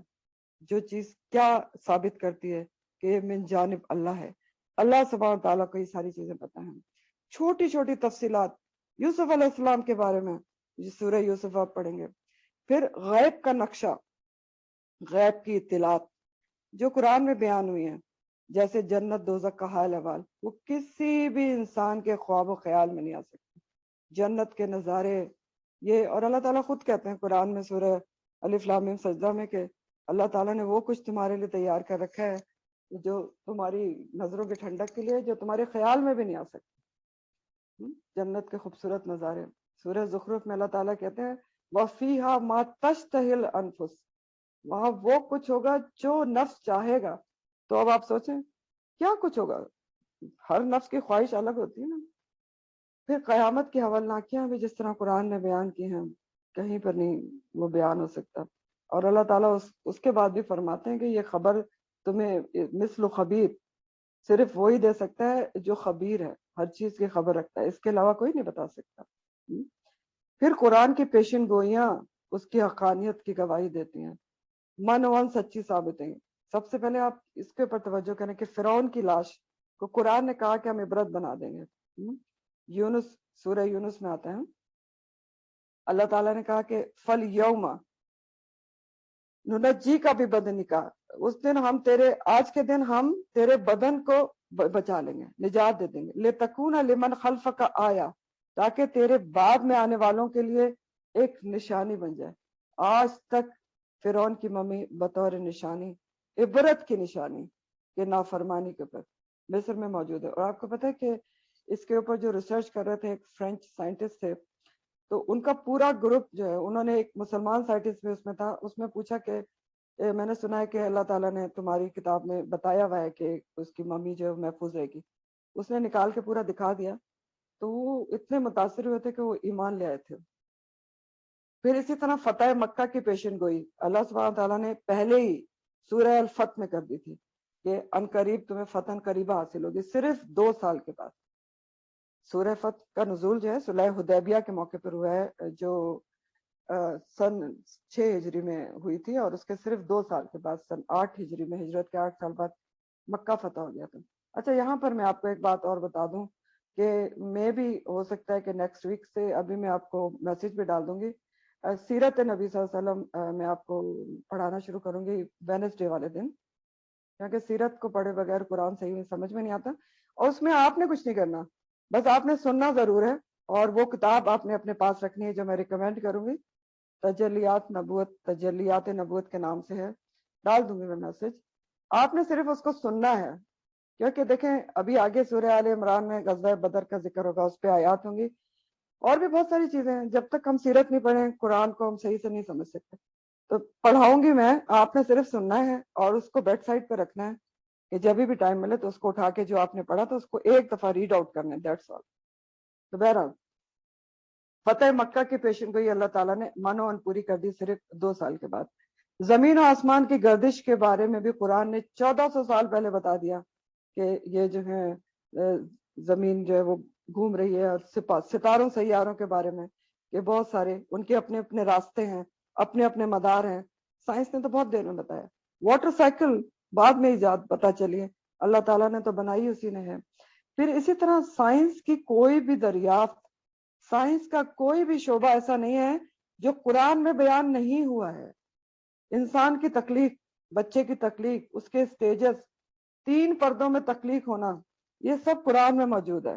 اللہ تعالیٰ فرماتے ہیں قرآن میں کہ 3 اندھیروں میں ہم نے بنایا ہے، اور سائنس نے بعد میں بتایا کہ 3 لیئرز ہی ہوتی ہیں. ایمبریولوجی، ایمبریولوجی ہو، ایسٹرولوجی ہو، بایولوجی ہو، باٹنی ہو، زولوجی ہو، کوئی میٹرولوجی ہو، ہر کچھ آپ کو قرآن میں ملے گا. سب سے پہلے ساری سائنس قرآن نے بتائی ہے، بعد میں دنیا کے سائنسدان اس کو تلاش کرتے رہے. اور قرآن کا معجزہ سب سے بڑا تو یہ ہے، اس کا معجزہ ہونے کا ثبوت کہ کوئی ایسا شخص بھی اگر اس کو سنتا ہے نا جو عربی نہیں بھی جانتا، یعنی عربی دان نہیں ہے، صرف عربی اس کو سن رہا ہے، اس کو تو اس کی آنکھوں سے آنسو بہنے لگتے ہیں، دل پر اثر کرتا ہے. تاثیر ہے، نغمگی ہے اللہ کے کلام میں. اس لیے کفار نے اس کے سننے سنانے پر پابندی لگائی ہوئی تھی. وہ کہتے تھے جو سنتا ہے وہ اٹریکٹ ہو جاتا ہے، تو جس کے دل میں ذرا بھی نرمی ہو وہ اٹریکٹ ہو جاتا ہے. اور سب سے بڑی قرآن کی سچائی کی دلیل یہ ہے کہ جس ہستی کی زبان سے ادا ہوا ہے، آپ صلی اللہ علیہ وآلہ وسلم، وہ خود کیا تھے؟ امی تھے، یعنی پڑھنا لکھنا نہیں جانتے تھے. اسی لیے جو پہلی وحی آپ کے اوپر آئی تھی، جب انہوں نے کہا تھا آپ کو بھیج کر جبرائیل علیہ السلام نے اقرا پڑھو، تو آپ نے کہا تھا کہ میں پڑھنا نہیں جانتا. تو پڑھنا لکھنا نہیں جانتے تھے، اس کے باوجود اتنا فصیح و بلیغ کلام ان کی زبان سے سنوایا گیا. تو قرآن کا یہ چیلنج اس کا انکار کرنے والے پورا کرنے سے عاجز عاجز رہیں گے ہمیشہ. حالانکہ ان سے اللہ تعالیٰ نے یہ بھی کہا کہ وَدْعُوا شُهَدَاءَکُمْ، بلا لو اپنے گواہوں کو، اپنے حاضر لوگوں کو. شہداءکم سے مراد جو ہے نا، میں نے کل آپ کو بتایا تھا شہید کی جمع شہداء ہوتی ہے، لیکن شہید کے کئی معنی ہوتے ہیں. سب سے پہلے تو شہید کا معنی ہوتے ہیں حاضر، موجود، گواہی دینے والا. گواہی وہی دیتا ہے نا جو موجود ہو. اور شہید کو شہید کیوں کہتے ہیں؟ کیونکہ وہ اپنے ایمان کی گواہی دے دیتا ہے نا، اپنی جان دے کر. تو یہاں پر مراد اس سے کیا ہے؟ اس سے مراد شہداءکم سے ان کے جو شرکاء ہیں جو انہوں نے بنا رکھے تھے وہ بھی مراد ہیں. پھر ان کے جو بھی ہیں، جو بھی تمہارے حاضر لوگ ہیں، تمہارے اتنے بڑے بڑے شاعر ہیں، تمہارے جن کو تم نے بڑا اللہ کے مقابلے پہ رکھا ہوا ہے، ان کو بلا لو، شاعروں کو بلا لو. اور پہلے میں نے آپ کو آیات بتائیں، جنہوں ان سب اکٹھے ہو جاؤ، جو مرضی کر لو، ہر کسی کو بلا لو. تو بلا لو، وَدْعُوا شُهَدَاءَکُمْ مِن دُونِ اللَّہِ، اللہ کو چھوڑ کے جس کو چاہو مرضی بلا لو. اور ذرا ایک فاتو بِسُورَةٍ مِّن مِثْلِهِ بنا کر لے آؤ، ایک صورت، ایک آیت ہی لے آؤ. ان کنتم صادقین، اگر تم سچے ہو. کس بات میں سچے ہو؟ کہ یہ اللہ کا کلام نہیں ہے، نبی کریم صلی اللہ علیہ وسلم نے گڑھ لیا تھا، تم بھی گڑھ کے لے آؤ نا. ایک سورہ، ایک آیت تو آج تک تو کوئی بھی نہیں لا سکا. اسی لیے آپ دیکھیں اللہ سبحانہ تعالیٰ نے آگے فرمایا کہ فَإِن لَمْ تَفْعَلُوا، پھر اگر لم نہیں تفعلوا تم کر سکو، وَلَمْ تَفْعَلُوا اور ہرگز بھی نہیں تم کر سکو گے. یعنی کہا کہ اگر تم یہ نہ کر سکو، یعنی پہلے چیلنج دیا کہ ذرا اس جیسی تم جس کو مرضی ساتھ ملا لو، مدد لے لو، جس کی طریقے سے مدد کرنا چاہو سب مل جاؤ، ایک سورہ اس جیسی بنا لو. اور اگر تم ایسا نہ کر سکو تم ہرگز بھی کر نہیں سکو گے، ایک سورت بھی اس جیسی بنا نہیں سکو گے، ایک آیت بھی نہیں لا سکو گے. وَلَن تَفْعَلُوا، تو یہ قرآن کا صرف دعویٰ نہیں ہے، صرف چیلنج نہیں ہے، پیشن گوئی بھی ہے کہ نہ لا سکے ہو، نہ لا سکو گے. وَلَن تَفْعَلُوا، تو پھر کیا کرو؟ تو پھر بس تیار ہو جاؤ. وَفَاتَّقُوا النَّارَ، بس بچو آگ سے. کون سی آگ؟ التی، وہ جو، وقودها ایندھن جس کا، فیول جس کا. وقود کا لفظ اسی روٹ سے ہے جس سے آپ نے استوقد نارا پڑھا تھا. استوقدہ، وقدہ روٹ ہے، اور وقدہ کا معنی ہوتے ہیں آگ سلگانا، اور وقود کہتے ہیں فیول کو، ایندھن. تو اگر تم نہیں لا سکے اور صرف الزامات دھرتے رہے قرآن پہ کہ یہ سچا نہیں ہے، نبی کریم صلی اللہ علیہ وسلم نے خود گڑھ لیا ہے، لا نہیں سکے تم اس کے مقابلے پہ کوئی بھی ایک سورت، ایک آیت جو تم کبھی بھی نہیں لا سکو گے، تو بس اب پھر تیار ہو جاؤ. یعنی قرآن کی مخالفت پر وعید دی جا رہی ہے کہ فتقو، بس بچو پھر اس آگ سے ڈرو، جہنم کی آگ سے جو اس کی مخالفت پر تمہیں ملنے والی ہے. التی، وہ آگ، وقودها، جس کا ایندھن کیا ہے؟ الناسو، لوگ ہوں گے، والحجارہ، اور پتھر ہوں گے، جو سلگائی جائے گی، بڑکائی جائے گی انسانوں کے ذریعے اور پتھروں کے ذریعے. اللہم لا تجلی منہ. وقودها، تو انسان بھی بطور فیول استعمال ہوں گے. آپ کو پتہ ہے انسانی جسم میں سلفر اور فاسفورس کیا ہوتا ہے؟ جو ماچس کے اینڈ پہ لگا ہوتا ہے. یہ ساری چیزیں، کیلشیم، فیٹس ہوتے ہیں، یہ سب آگ کو بھڑکانے کے کام آتے ہیں. تو بہت شدت ہے یہاں پر قرآن کی مخالفت، اس کو انکار کرنے کا، رسالت کا انکار کرنے کا انجام بتایا جا رہا ہے کہ اس کا پھر اس آگ سے بچو. اگر تم اس کو صرف اس کے اوپر الزامات دے رہے ہو اور اس جیسی لا نہیں سکتے کہ جس کا ایندھن انسان ہوں گے، والحجارہ، اور پتھر ہوں گے. حجارہ جو ہے حجر کی جمع ہے، اور حجر اسود جیسے ہوتا ہے. اور خاص طور پر حجارہ سلفر کے پتھر کو کہتے ہیں، وہ جو بڑے بڑے کالے رنگ کے پتھر ہوتے ہیں، گندک کے پتھر. اور آپ کو پتہ ہے کہ دنیا میں بھی جہاں گندک کے پتھر پائے جاتے ہیں وہاں پانی گرم نکلتا ہے، گرم پانی کے چشمے ہوتے ہیں وہاں پر.